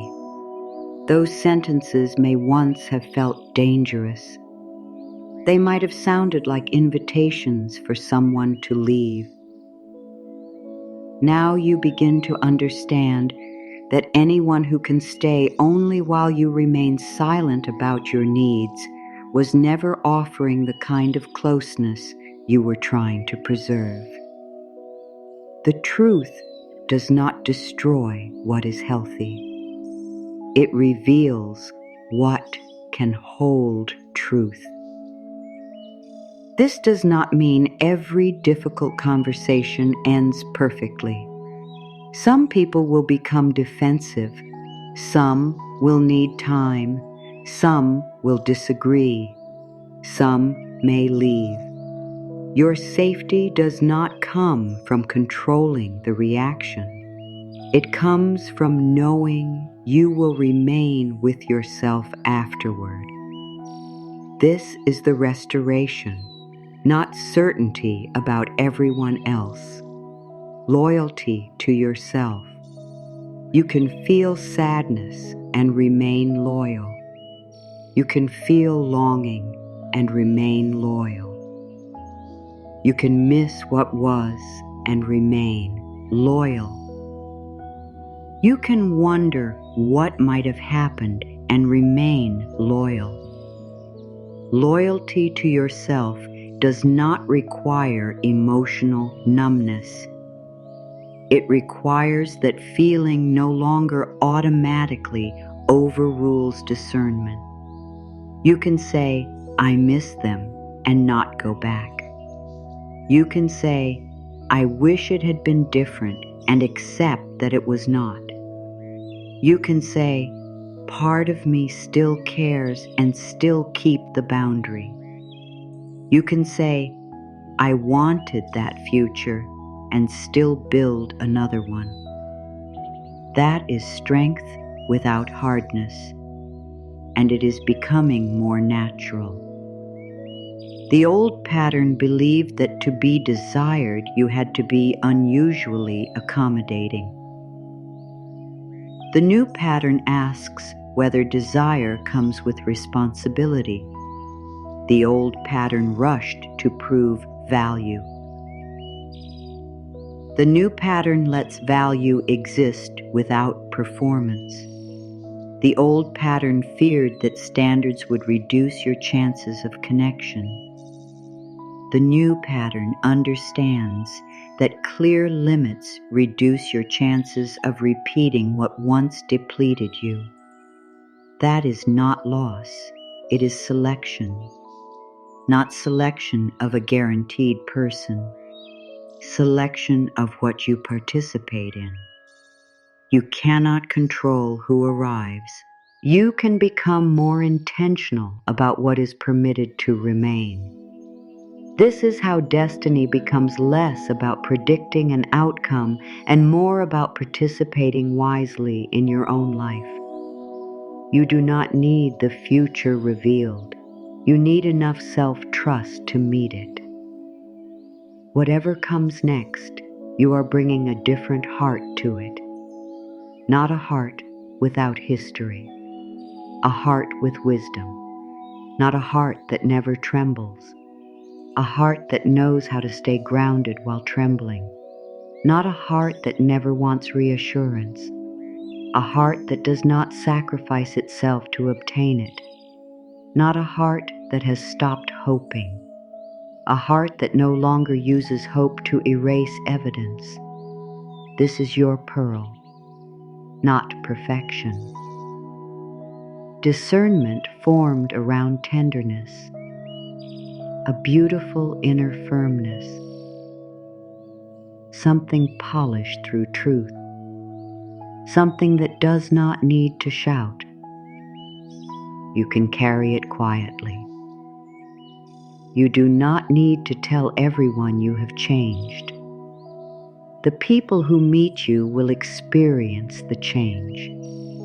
They will encounter someone who no longer laughs away what hurts just to keep the atmosphere easy. Someone who does not confuse being pursued with being valued. Someone who can enjoy attention without becoming dependent on it. Someone who can appreciate chemistry while waiting to understand character. Someone who can say no without creating an argument inside herself for 3 days. Someone who can hear, "I cannot give you what you want," and answer reality instead of potential. That is a beautiful kind of self-respect. It creates less drama because it does not require dramatic proof. Your standards become ordinary, not an announcement, a way of living. You expect respectful communication because that is what you also offer. You expect mutual effort because you are no longer volunteering for one-sided closeness. You expect accountability because you are willing to practice. See it too. You expect your boundaries to be heard because you are prepared to hear another person's boundaries. This is not entitlement, it is reciprocity. And reciprocity does not mean everything is equal every day. There will be seasons when one person carries more. Someone may be sick, grieving, overwhelmed, facing real difficulty. Care sometimes leans heavily in one direction. The question is whether the relationship itself knows how to come back into balance, whether gratitude exists, whether communication remains, whether the person receiving support also cares about the cost to the giver, whether your compassion is valued instead of assumed. This is where old habits may tempt you to overfunction again. You may see someone struggling and immediately want to rescue. You may feel important when you are needed. You may become so focused on their difficulty that you stop checking what the situation is doing to you. Your generosity does not need to disappear. It needs a boundary around depletion. You can help without becoming the entire answer. You can support without becoming responsible for another adult's healing. You can listen without carrying every problem home inside your body. You can be compassionate without offering resources you do not actually have. This protects the pearl. Your inner substance deserves preservation. You are not required to exhaust yourself to prove that you care. And you do not need to apologize for having limits. A limit is not rejection. It is information. This much I can offer. This much time I have.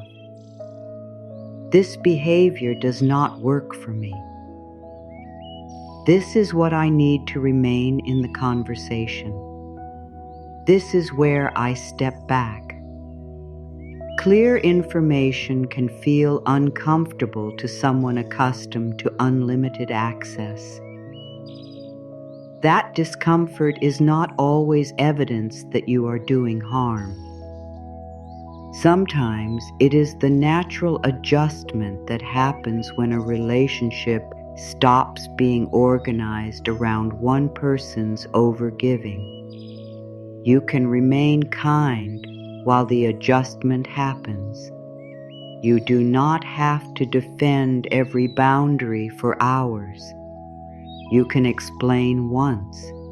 You can listen. You can consider whether new information changes your position, and you can remain steady if it does not. This is where your core truth belongs, not as a magical statement designed to control another person, not as a promise that saying the right words will bring someone into your life. It is a way of returning your attention to the kind of connection you are becoming ready to recognize. Let the sentence arrive without force. You do not have to believe every word perfectly. You only need to hear it. My healed heart receives pearl-deep, steady devotion. Let that rest without demanding proof tonight. My healed heart receives pearl-deep, steady devotion. And once more, not as a command to life, but as a direction for what you are willing to participate in. My healed heart receives pearl-deep, steady devotion. If resistance rises, let it rise. A part of you may say that such steadiness is unrealistic. A part may remember disappointment. A part may fear hoping again. A part may think that if you expect more, you will end up alone. Do not fight that part. It learned caution for a reason. You can offer it a smaller truth. I am willing to believe steadiness can meet me. That is enough. Willingness is enough for tonight. You do not have to leap into certainty. You can move one layer at a time.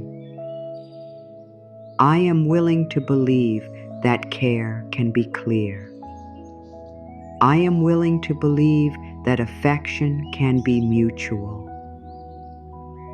I am willing to believe that honesty does not always lead to abandonment. I am willing to believe that my needs can be heard without becoming a burden. I am willing to believe that I can recognize what is healthy more quickly now. These are not predictions, they are openings. Your future remains open. That is important. No affirmation can promise who will appear. No sentence can guarantee that a particular person will change. No practice can make another adult choose what they are not ready to choose. What these words can support is your relationship with yourself, your readiness, your boundaries, your ability to recognize patterns, your willingness to seek what is mutual rather than what must be constantly persuaded into existence. That is meaningful work, and it is enough. There is a tender danger in using spiritual language to stay where real harm is happening. So let this be plain. If a connection harms your body or spirit, threatens your safety, controls you, frightens you, isolates you, or repeatedly crosses serious boundaries, affirmations are not a substitute for real support. You deserve practical help, trusted people, professional support where available, safety planning where needed. A person does not become safer because you become more positive. You do not have to meditate your way into tolerating harm. Your inner work belongs beside real-world care, never instead of it. This is part of honoring the pearl too. Something precious should not be asked to remain exposed to what keeps damaging it. You are permitted to seek help. You are permitted to tell the truth. You are permitted to take your safety seriously. There is no spiritual prize for enduring danger silently, and outside of dangerous situations, the same principle still carries wisdom. Your words should support reality, not replace it. If someone says they cannot commit, hear them. If someone repeatedly shows they cannot communicate in the way you need, consider that information. If someone asks for distance, respect it. If you need distance, respect your own need too. Affirmations do not override consent. They do not create obligation. They do not bend another person toward your desired outcome. They return you to the person whose choices you can actually guide. You. This makes the practice cleaner. You are not trying to pull a particular person toward you. You are becoming less willing to run after what remains unavailable. You are not trying to command someone's feelings. You are becoming more honest about your own. You are not trying to force an ending into a beginning. You are learning to distinguish what is alive from what you are keeping alive through effort. That is wisdom. And wisdom can feel quieter than fantasy. Fantasy says, one day they will realize. Wisdom says, today I will pay attention to what is here. Fantasy says, if I love deeply enough, everything can change. Wisdom says, deep feeling does not remove another person's freedom. Fantasy says, the intensity must mean something permanent. Wisdom says, intensity and permanence are different qualities. This does not make life less beautiful. It makes beauty more inhabitable. You can still be surprised, still be moved, still feel chemistry, still experience mystery, still meet someone who affects you deeply. But you do not have to lose your ground in order to feel deeply. Your pearl remains with you. You can carry your interior into closeness instead of leaving it at the door. This is the kind of transformation nobody can give you from outside, and nobody can take it away merely by changing their mind about you. Another person may decide not to continue.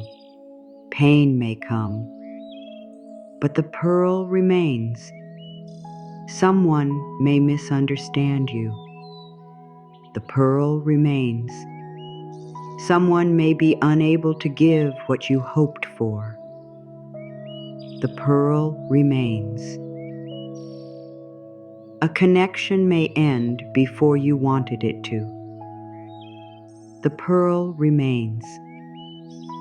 This is why your value becomes less dependent on being selected. You are no longer asking someone else's attention to manufacture what has already been formed inside you. Their care can be beautiful. It can enrich your life. It can matter deeply. But it does not create your substance. You bring substance with you. And when another person's substance meets yours, there is less need for performance. You do not have to convince each other endlessly. You learn, you reveal, you participate, you make choices, you build, layer after layer. That is the kind of closeness you can prepare for without pretending you can predict when it will arrive. You prepare through your own behavior, by speaking sooner, by listening to patterns, by not treating loneliness as an emergency, by letting interest be mutual, by allowing time to reveal what initial attraction cannot, by walking away when staying requires repeated self-betrayal, by seeking help when a situation exceeds what affirmations can responsibly hold, by remembering that your deepest desire is not merely to be wanted, it is to be met well. This is where the affirmation becomes practical. My healed heart receives pearl deep, steady devotion. And because you mean it, you begin living in ways that make steadiness recognizable. You no longer praise unpredictability simply because it creates strong feelings.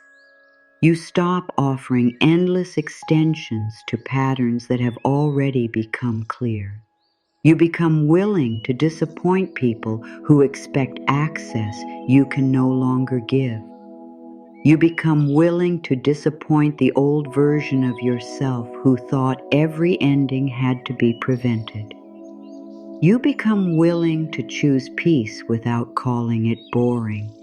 You become willing to value consistency even when it arrives without dramatic intensity. This changes what you are available for, and availability matters. If your heart is constantly occupied trying to revive an uncertain connection, there is little room to experience your own life. Your attention becomes tied up. Your imagination remains attached to one possibility.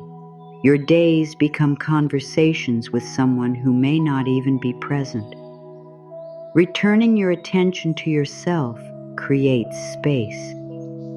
Not space for a guaranteed person, space for reality, for friendships, for sleep, for work that matters, for laughter that has nothing to do with romance, for mornings that do not begin with checking whether someone replied, for evenings that belong to you, for the simple dignity of having a life that is not waiting for someone else's decision. This is receiving too, receiving your own time back, receiving your focus back, receiving your peace back, receiving the parts of yourself that were scattered across unanswered questions. The shell closes around what is precious, not forever, only enough to restore what has been overexposed. And when it opens, it does not open because someone knocked loudly enough. It opens from discernment. This is the standard, not perfection, not a flawless person, not a life without disappointment, a standard for how you participate. I do not repeatedly beg for clarity. I do not bargain with basic respect. I do not abandon myself to prevent abandonment.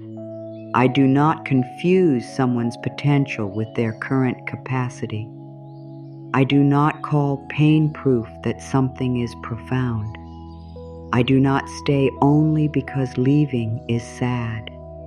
I do not make another person's uncertainty more important than my own truth. You may not live every one of these perfectly. That is not required. Standards are practiced. There may be days you reach out when you had promised yourself you would not. Days you over-explain. Days you reopen a door because hope became strong. Do not turn one old behavior into evidence that you have failed. Come back. One layer, then another. That is how the pearl formed in the first place.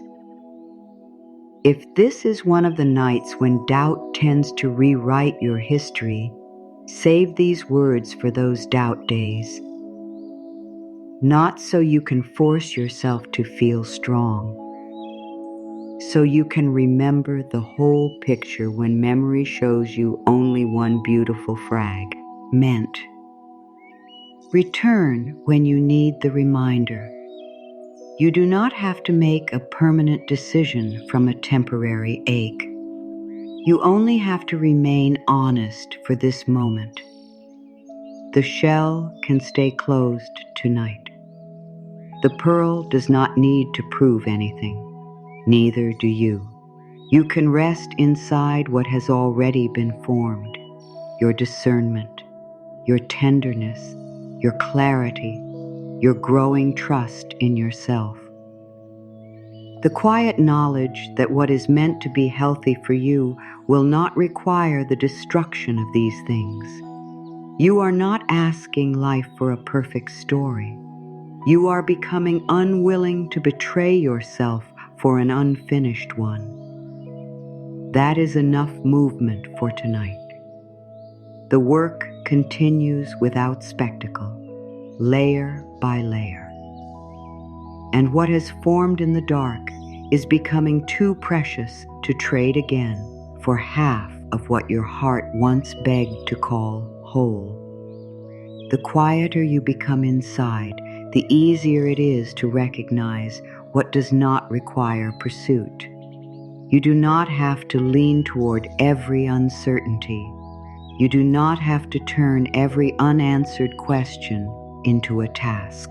You do not have to reopen what has already shown you its limits. There is a dignity in letting something stand exactly as it is. No polishing, no excuse, no private argument designed to make less feel like more. This dignity is not distance, it is clarity with a warm heart. You can still remember, you can still care, you can still wish another person well. You can still feel tenderness toward what once mattered. None of that requires you to walk backward. The shut shell has taught you something about protection. Not everything precious must remain exposed. Not everything unfinished must be reopened. Not every ache requires contact. Some things settle because you stop disturbing them. Some questions become less powerful because you stop feeding them your attention. Some attachments loosen when you no longer rehearse the future they were supposed to create.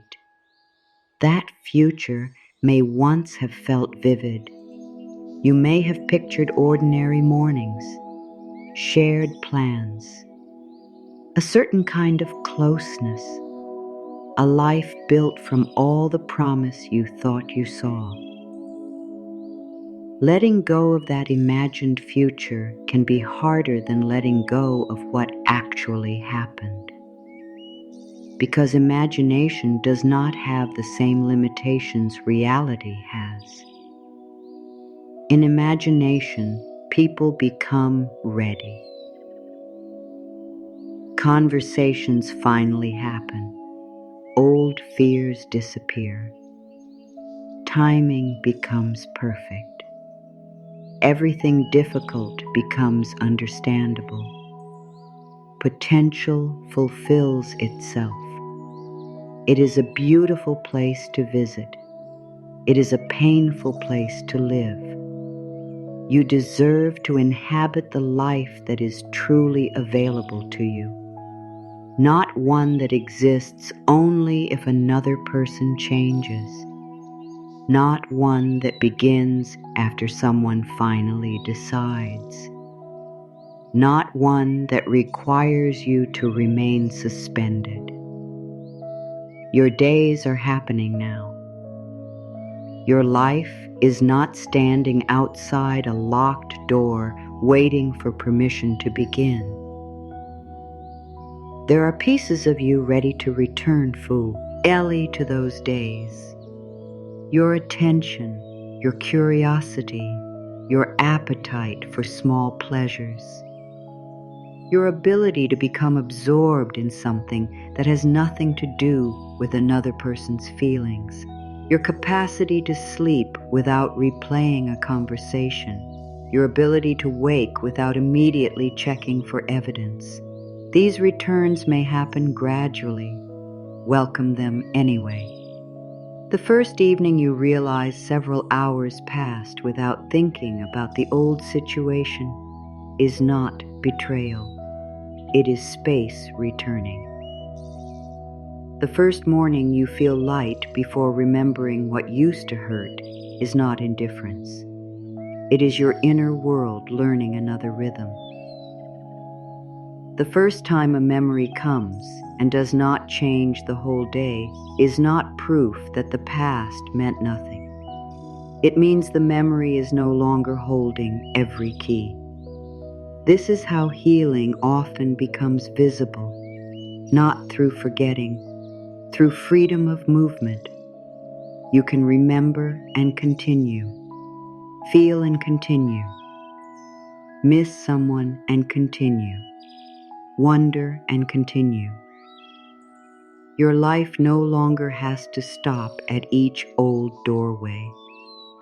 You keep walking quietly, without needing to declare that you are over anything. There is no performance required. The pearl did not announce the moment each layer became complete. Neither must you. You can become different privately. The difference will show itself in what you no longer volunteer for.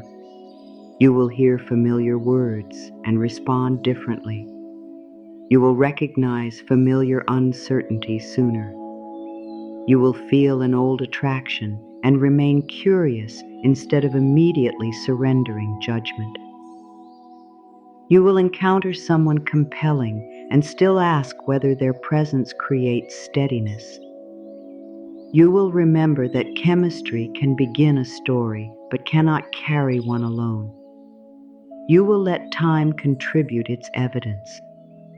This is a powerful form of patience. You do not rush to assign meaning. You let actions collect. You let consistency reveal itself. You let someone be more than their most charming moment.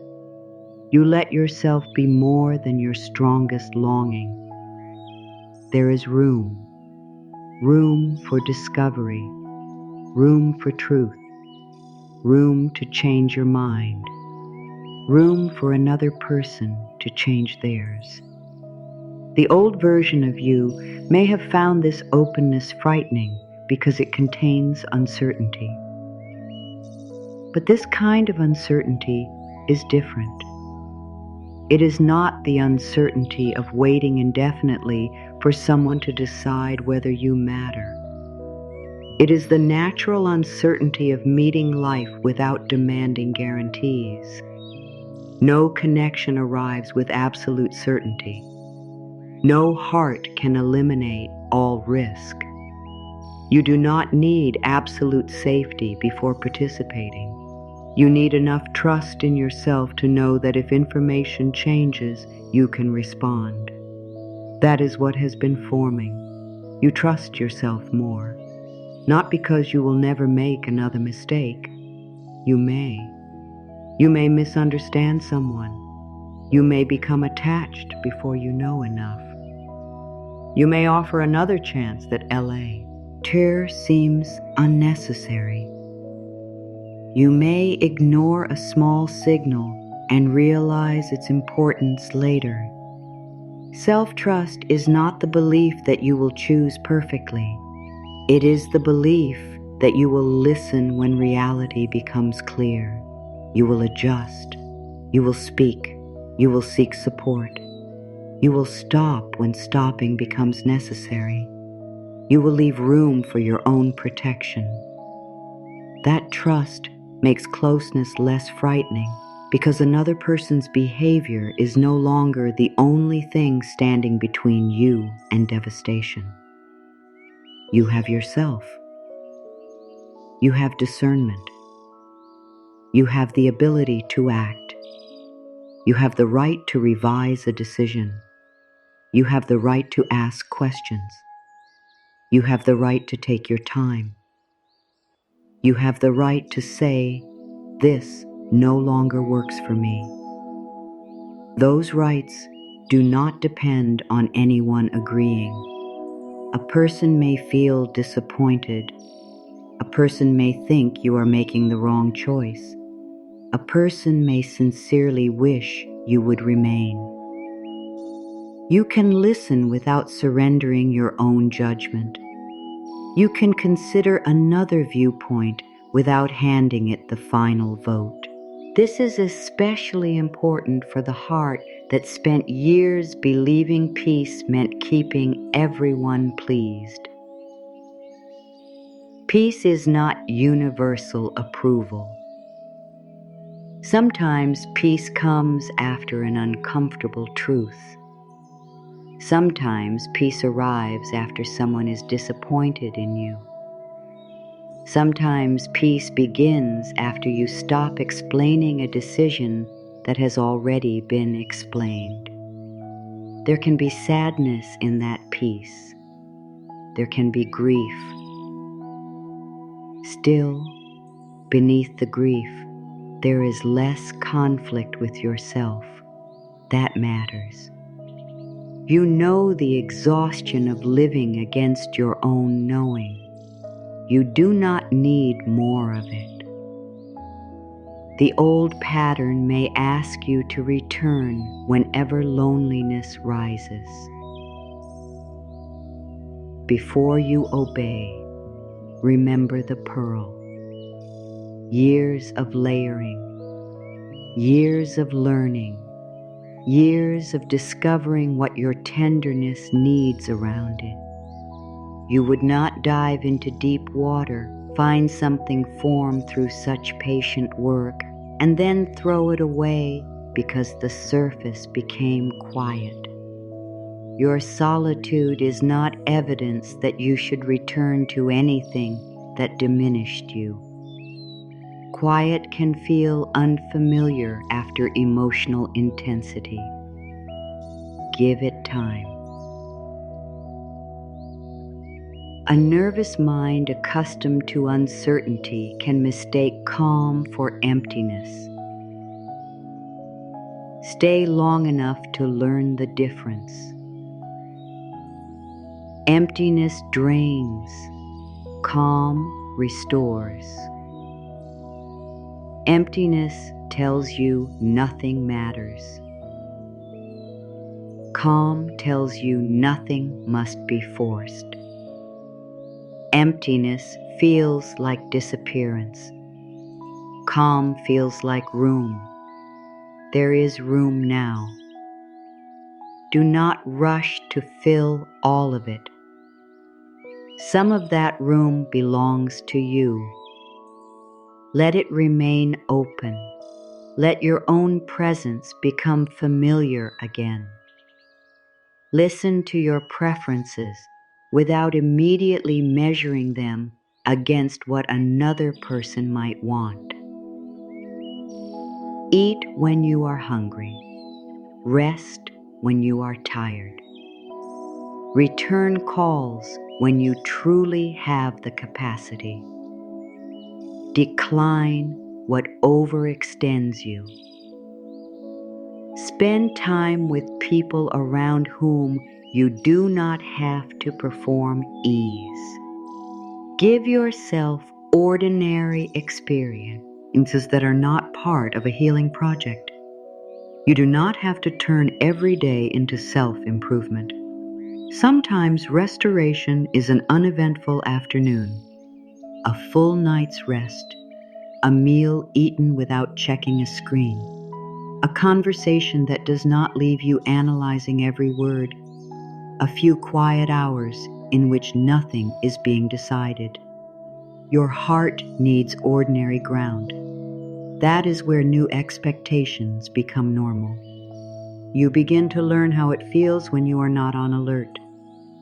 Then when something repeatedly disturbs that ground, you recognize it sooner. This is one reason rest matters.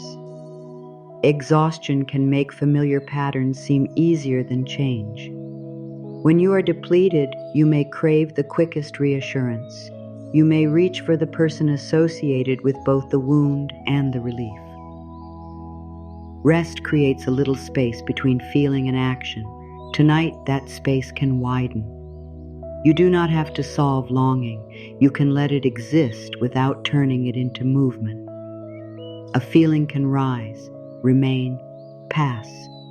No message required, no decision required, no reopening required. Your body can experience a wave without your life being reorganized around it. This is part of your new steadiness. You are not becoming someone who never aches. You are becoming someone who knows an ache does not always need an answer.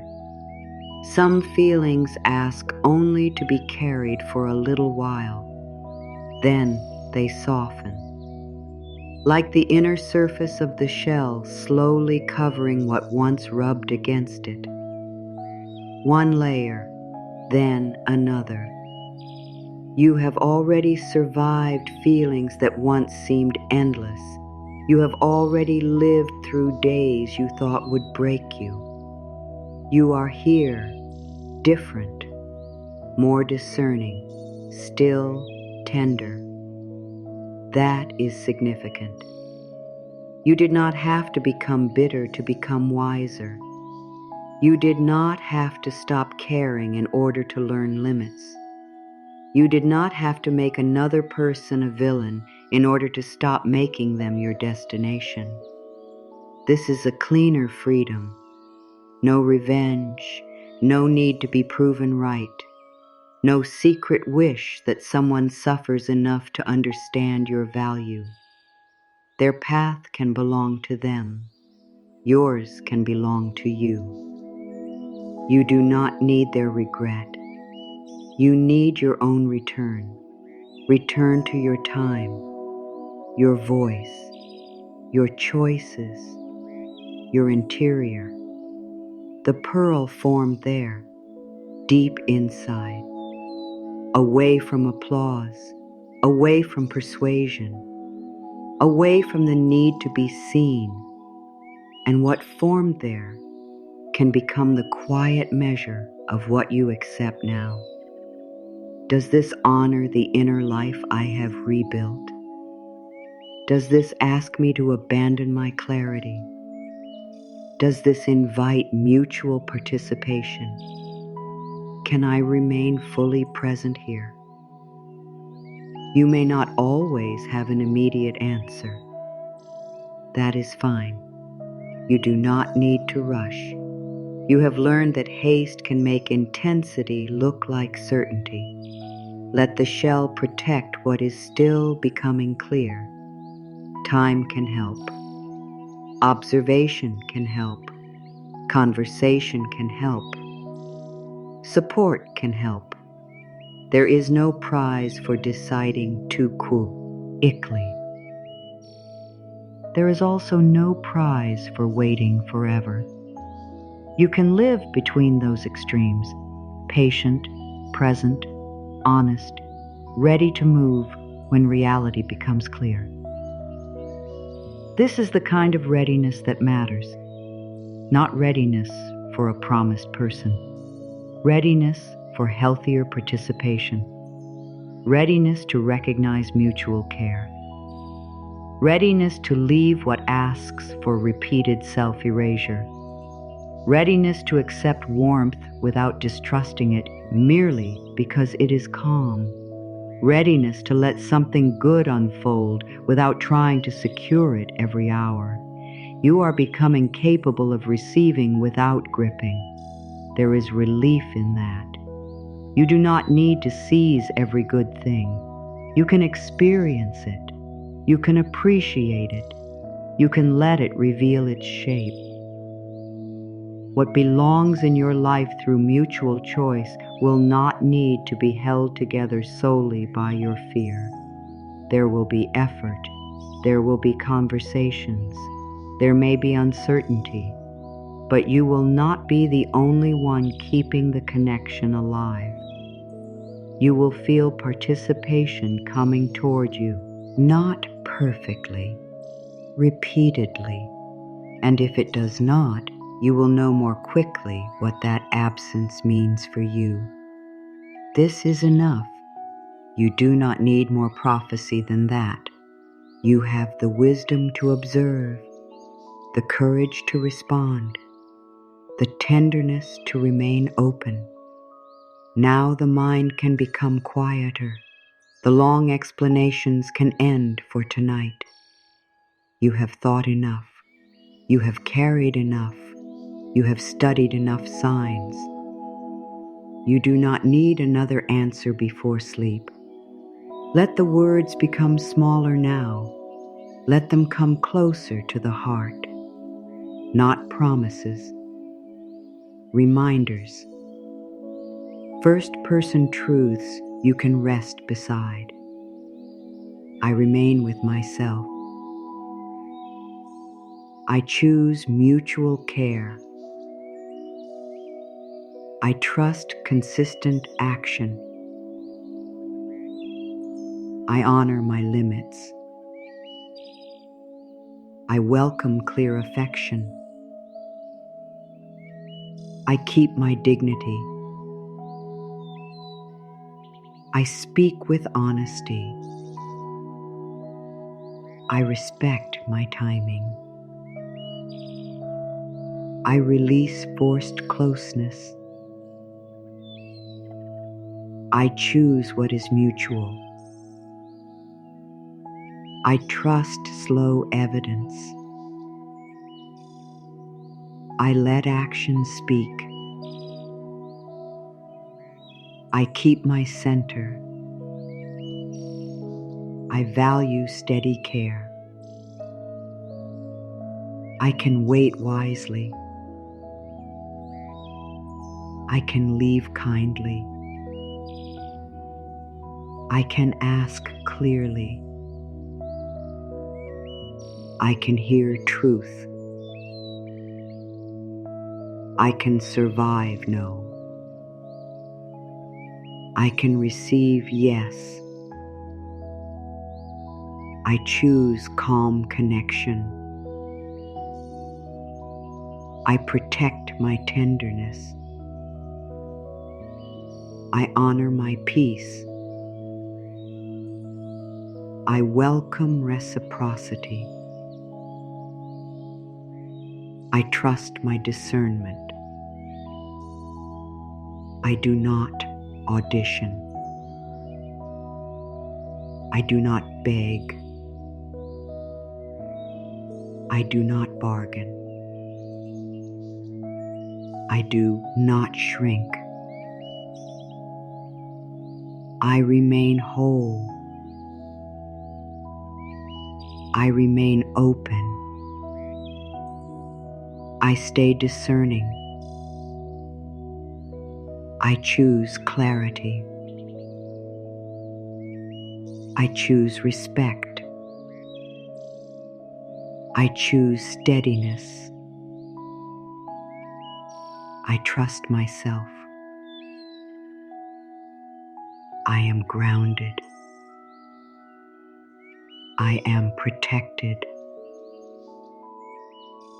I am learning. I am ready. I am open.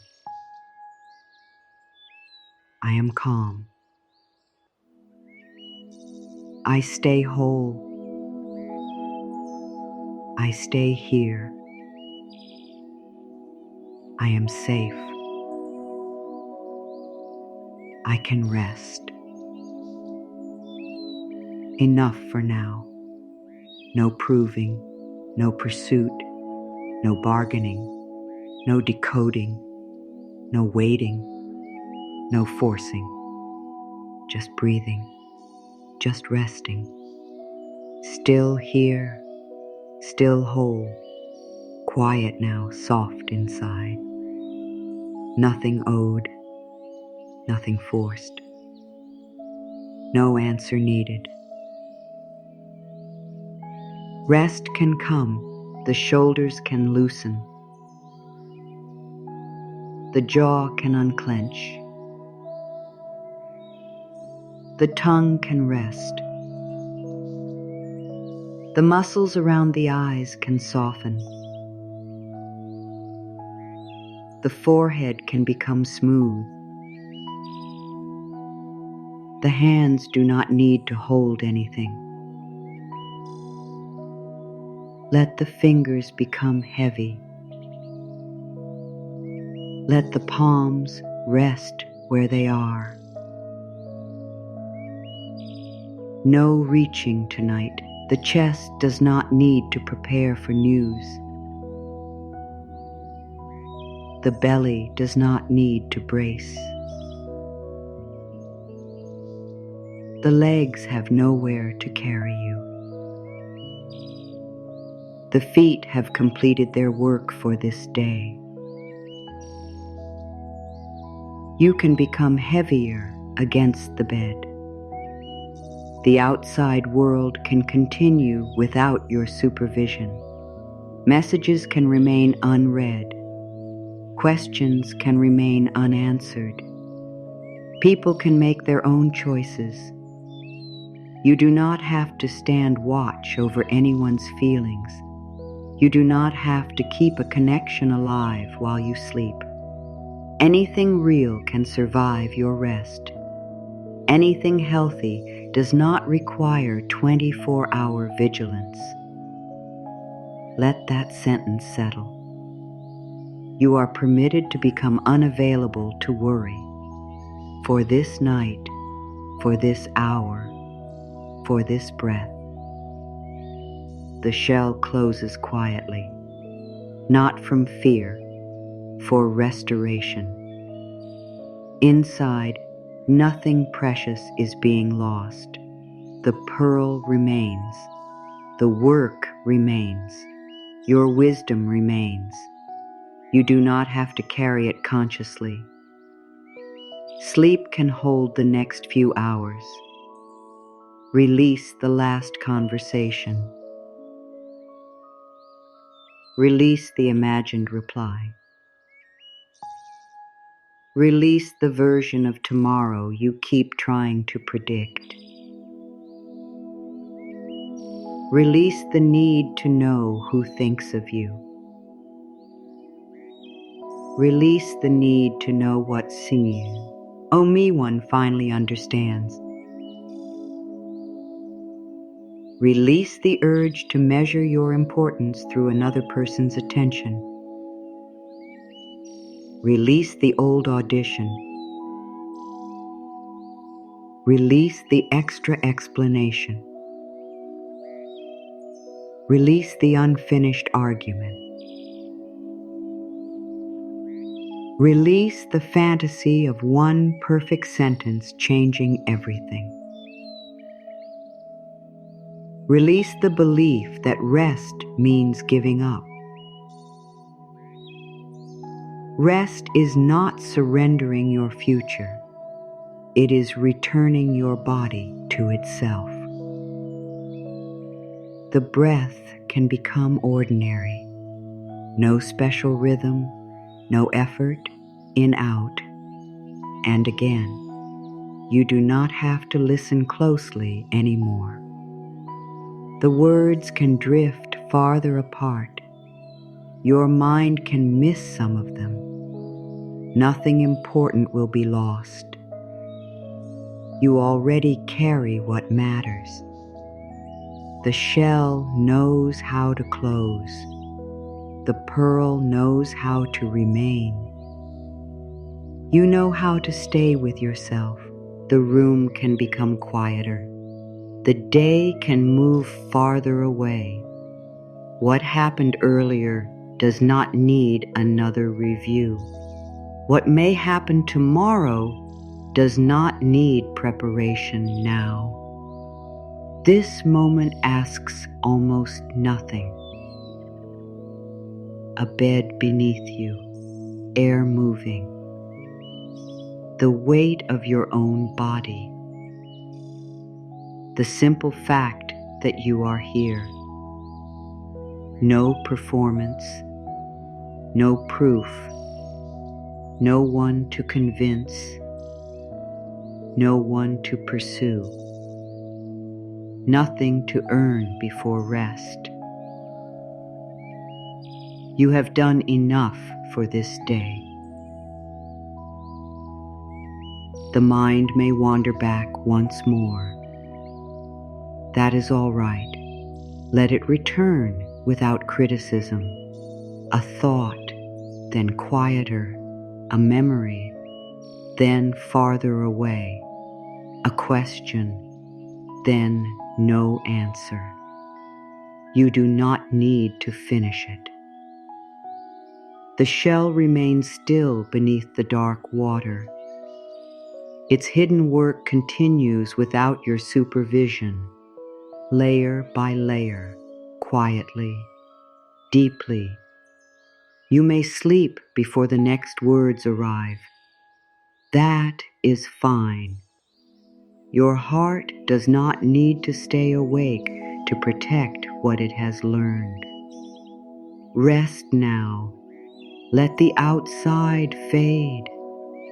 Let the inner noise thin. Let every unfinished thing wait. You can leave it until morning or longer. There is no urgency here. No one is being chased. Nothing is being forced. The pearl remains where it formed, and you remain with yourself. You do not need to hold the whole night together. The words can become fewer now. The inner work has already been done. You have named what was half. You have remembered what you carried.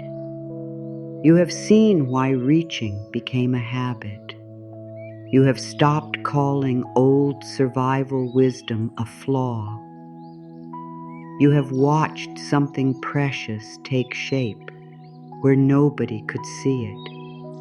And now there is nothing left to prove. The shell can remain closed. The pearl is still there, quiet, whole, unhurried. You do not have to open your safe. Left tonight for inspection. You do not need anyone to confirm that you have changed. You do not need the past to agree with your new understanding. You do not need another person's recognition to complete what has happened inside you. Your life can move forward without a final witness. That may feel unfamiliar. Part of you may still want one last answer, one final explanation. one unmistakable piece of evidence that everything meant what you hoped it meant. Let that wish be small tonight. It does not need to disappear. It simply does not need to lead you. There are questions that may never receive the exact answer your heart once wanted. You can still become free. There are people who may never understand what their inconsistency cost you. You can still become free. There are endings that may never become neat. You can still become free. Freedom does not always arrive through explanation. Sometimes it arrives when explanation stops being required. The pearl never asks the grain that once irritated it to explain why it came.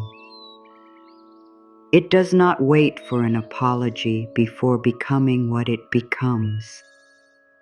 It does not need the source of discomfort to return and admire the layers. The transformation belongs to the oyster. Your transformation belongs to you, not to the person who left, not to the person who hesitated, not to the person who could only meet you halfway, not to the person you once hoped would become ready. What formed inside you cannot be claimed by anyone else. Your clearer sight is yours. Your restored voice is yours. Your stronger boundaries are yours. Your capacity to remain tender without being easily persuaded away from yourself is yours. You carry these things forward, not as armor, as substance. There is a difference. Armor expects attack. Substance knows what it is. You do not need to walk into tomorrow suspicious of everyone. You do not need to search every new face for a warning. You do not need to assume that closeness will repeat the past. You only need to stay connected to what you know. You can learn someone slowly. You can let care reveal itself. You can remain open without rushing your trust. You can enjoy what is beautiful while continuing to see clearly. You can let another person be human without giving them permission to make your inner life chronically uncertain. You can forgive mistakes. You can expect repair. You can offer patience. You can keep a limit. You can be deeply affectionate. You can remain your own person. There is no contradiction in that. A healed heart does not become difficult to reach. It becomes difficult to misuse. That difference matters. You are not sealing yourself away from tenderness. You are learning that tenderness deserves a safe place to land. You are not refusing closeness. You are refusing to build closeness by abandoning yourself. You are not asking for certainty before feeling. You are asking for enough reality to know what you are participating in. That is wisdom. And wisdom does not need a loud voice. It can be quiet tonight. The kind of quiet that does not need to win. The kind that does not need to send another message. The kind that does not need to make someone understand. the kind that can let another person's choice remain their choice. Your hands can stay empty. You do not have to pull anything toward you. You do not have to hold anyone in place. You do not have to keep yesterday alive. What is yours to carry is already within you. The pearl, the layers, the knowledge, the standard you no longer need to announce because you are learning to live it. There may still be moments when loneliness knocks against the shell.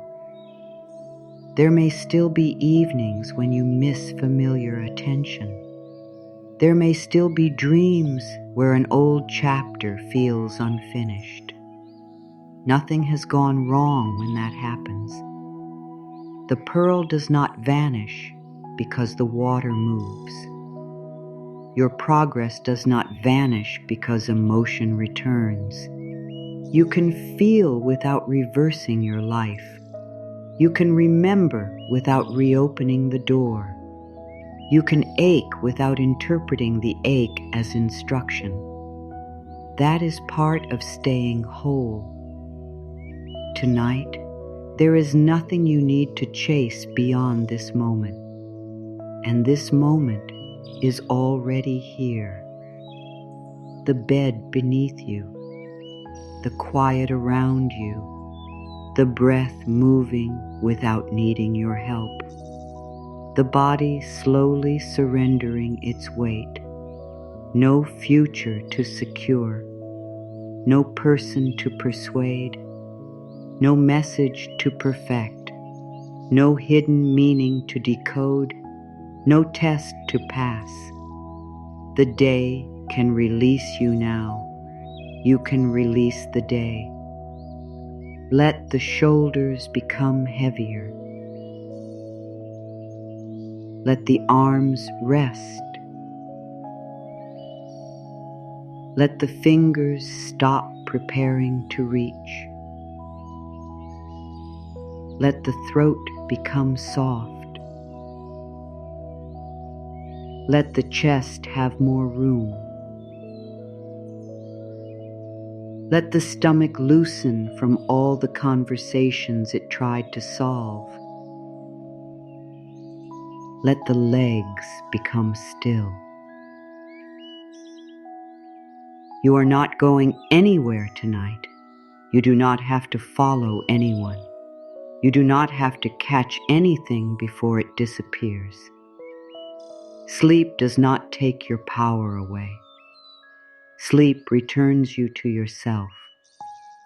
The outside can remain outside. The shell can hold.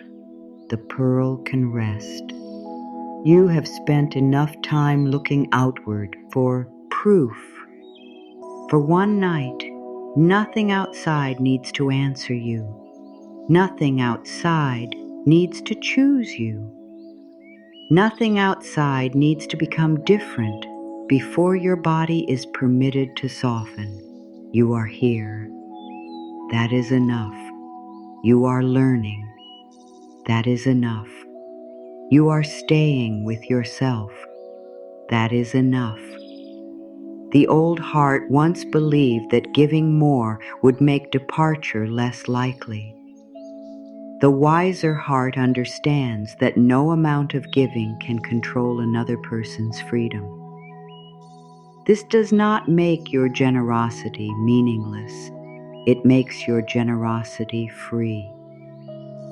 You can give because you want to, not because you are afraid. You can care because care is natural to you, not because care must purchase permanence. You can be generous without using generosity as a plea. And when you have nothing left to give, you can rest without believing your value has disappeared.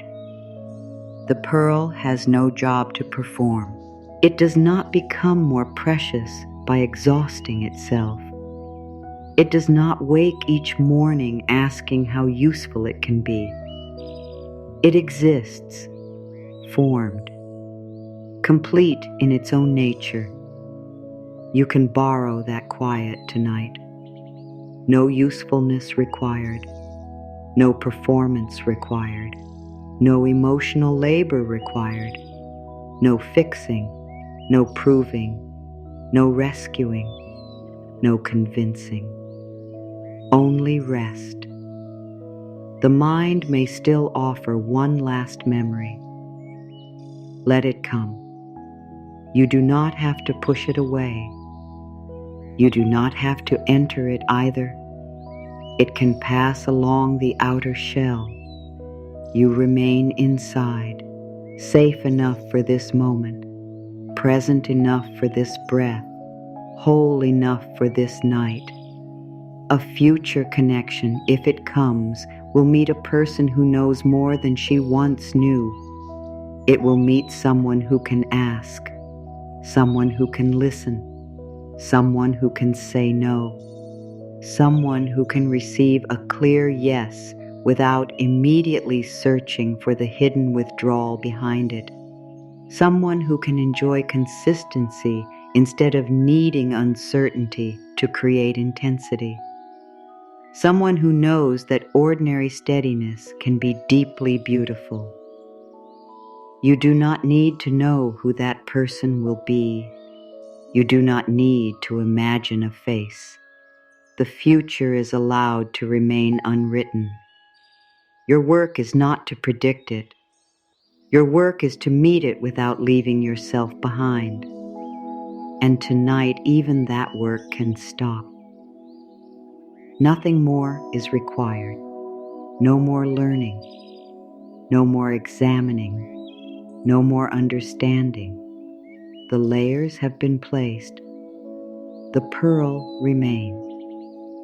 Sleep can begin before you finish hearing these words.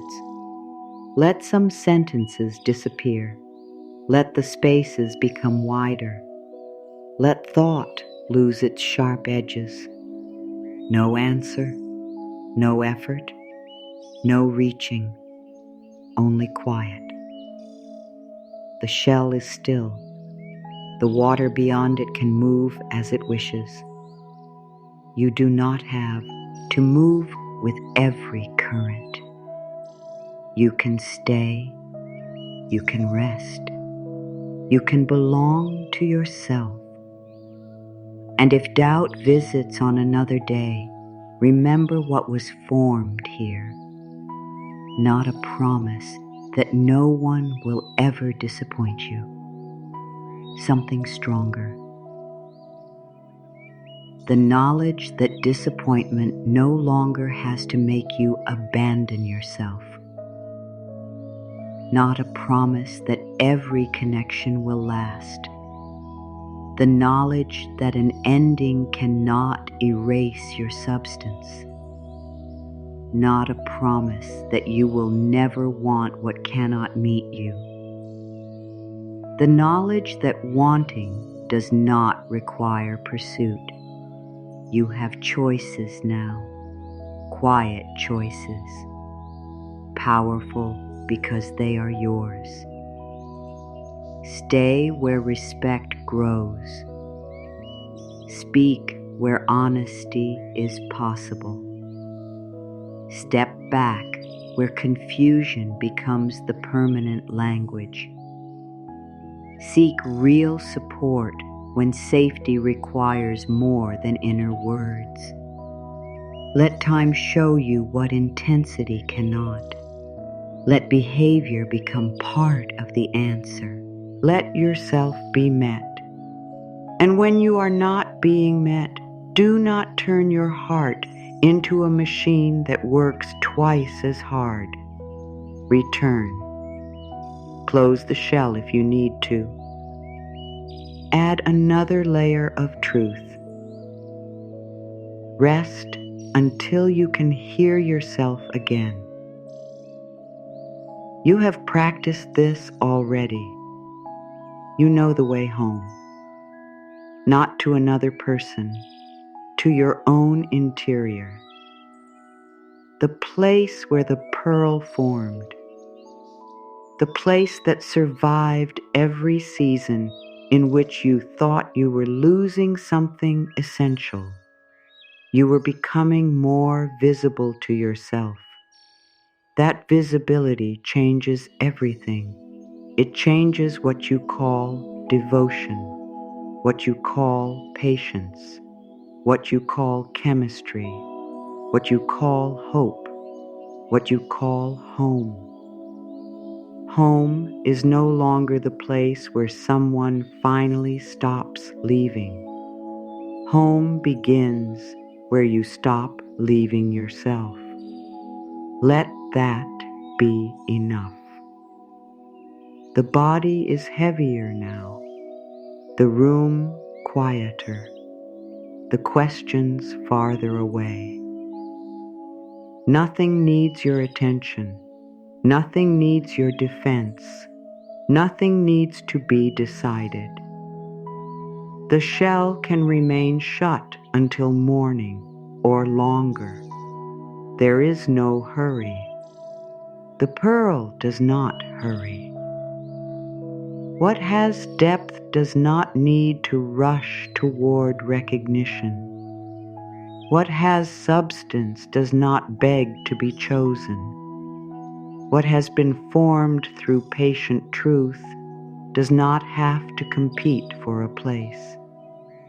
You know this now, somewhere deeper than thought. Your breathing knows. Your resting body knows. The quiet part of you knows. I hold my pearl and stay whole. Again, inwardly, I hold my pearl and stay whole.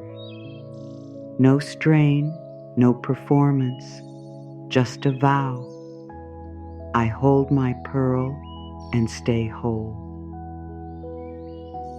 And if sleep is already near, let the rest become almost weightless. You can stop listening. You can drift. You can disappear into rest without losing anything precious. The shell stays. The pearl stays. You stay with yourself. No more proving. No more half measures renamed as destiny. No more giving everything to keep what could not meet you fully. Your heart can be tender and protected, open and discerning, hopeful and grounded, ready without forcing, quiet without being empty. You have learned enough for one night. You have carried enough for one night. You have understood enough for one night. Now sleep can have you. The outside world can wait. The future can wait. Every unanswered message can wait.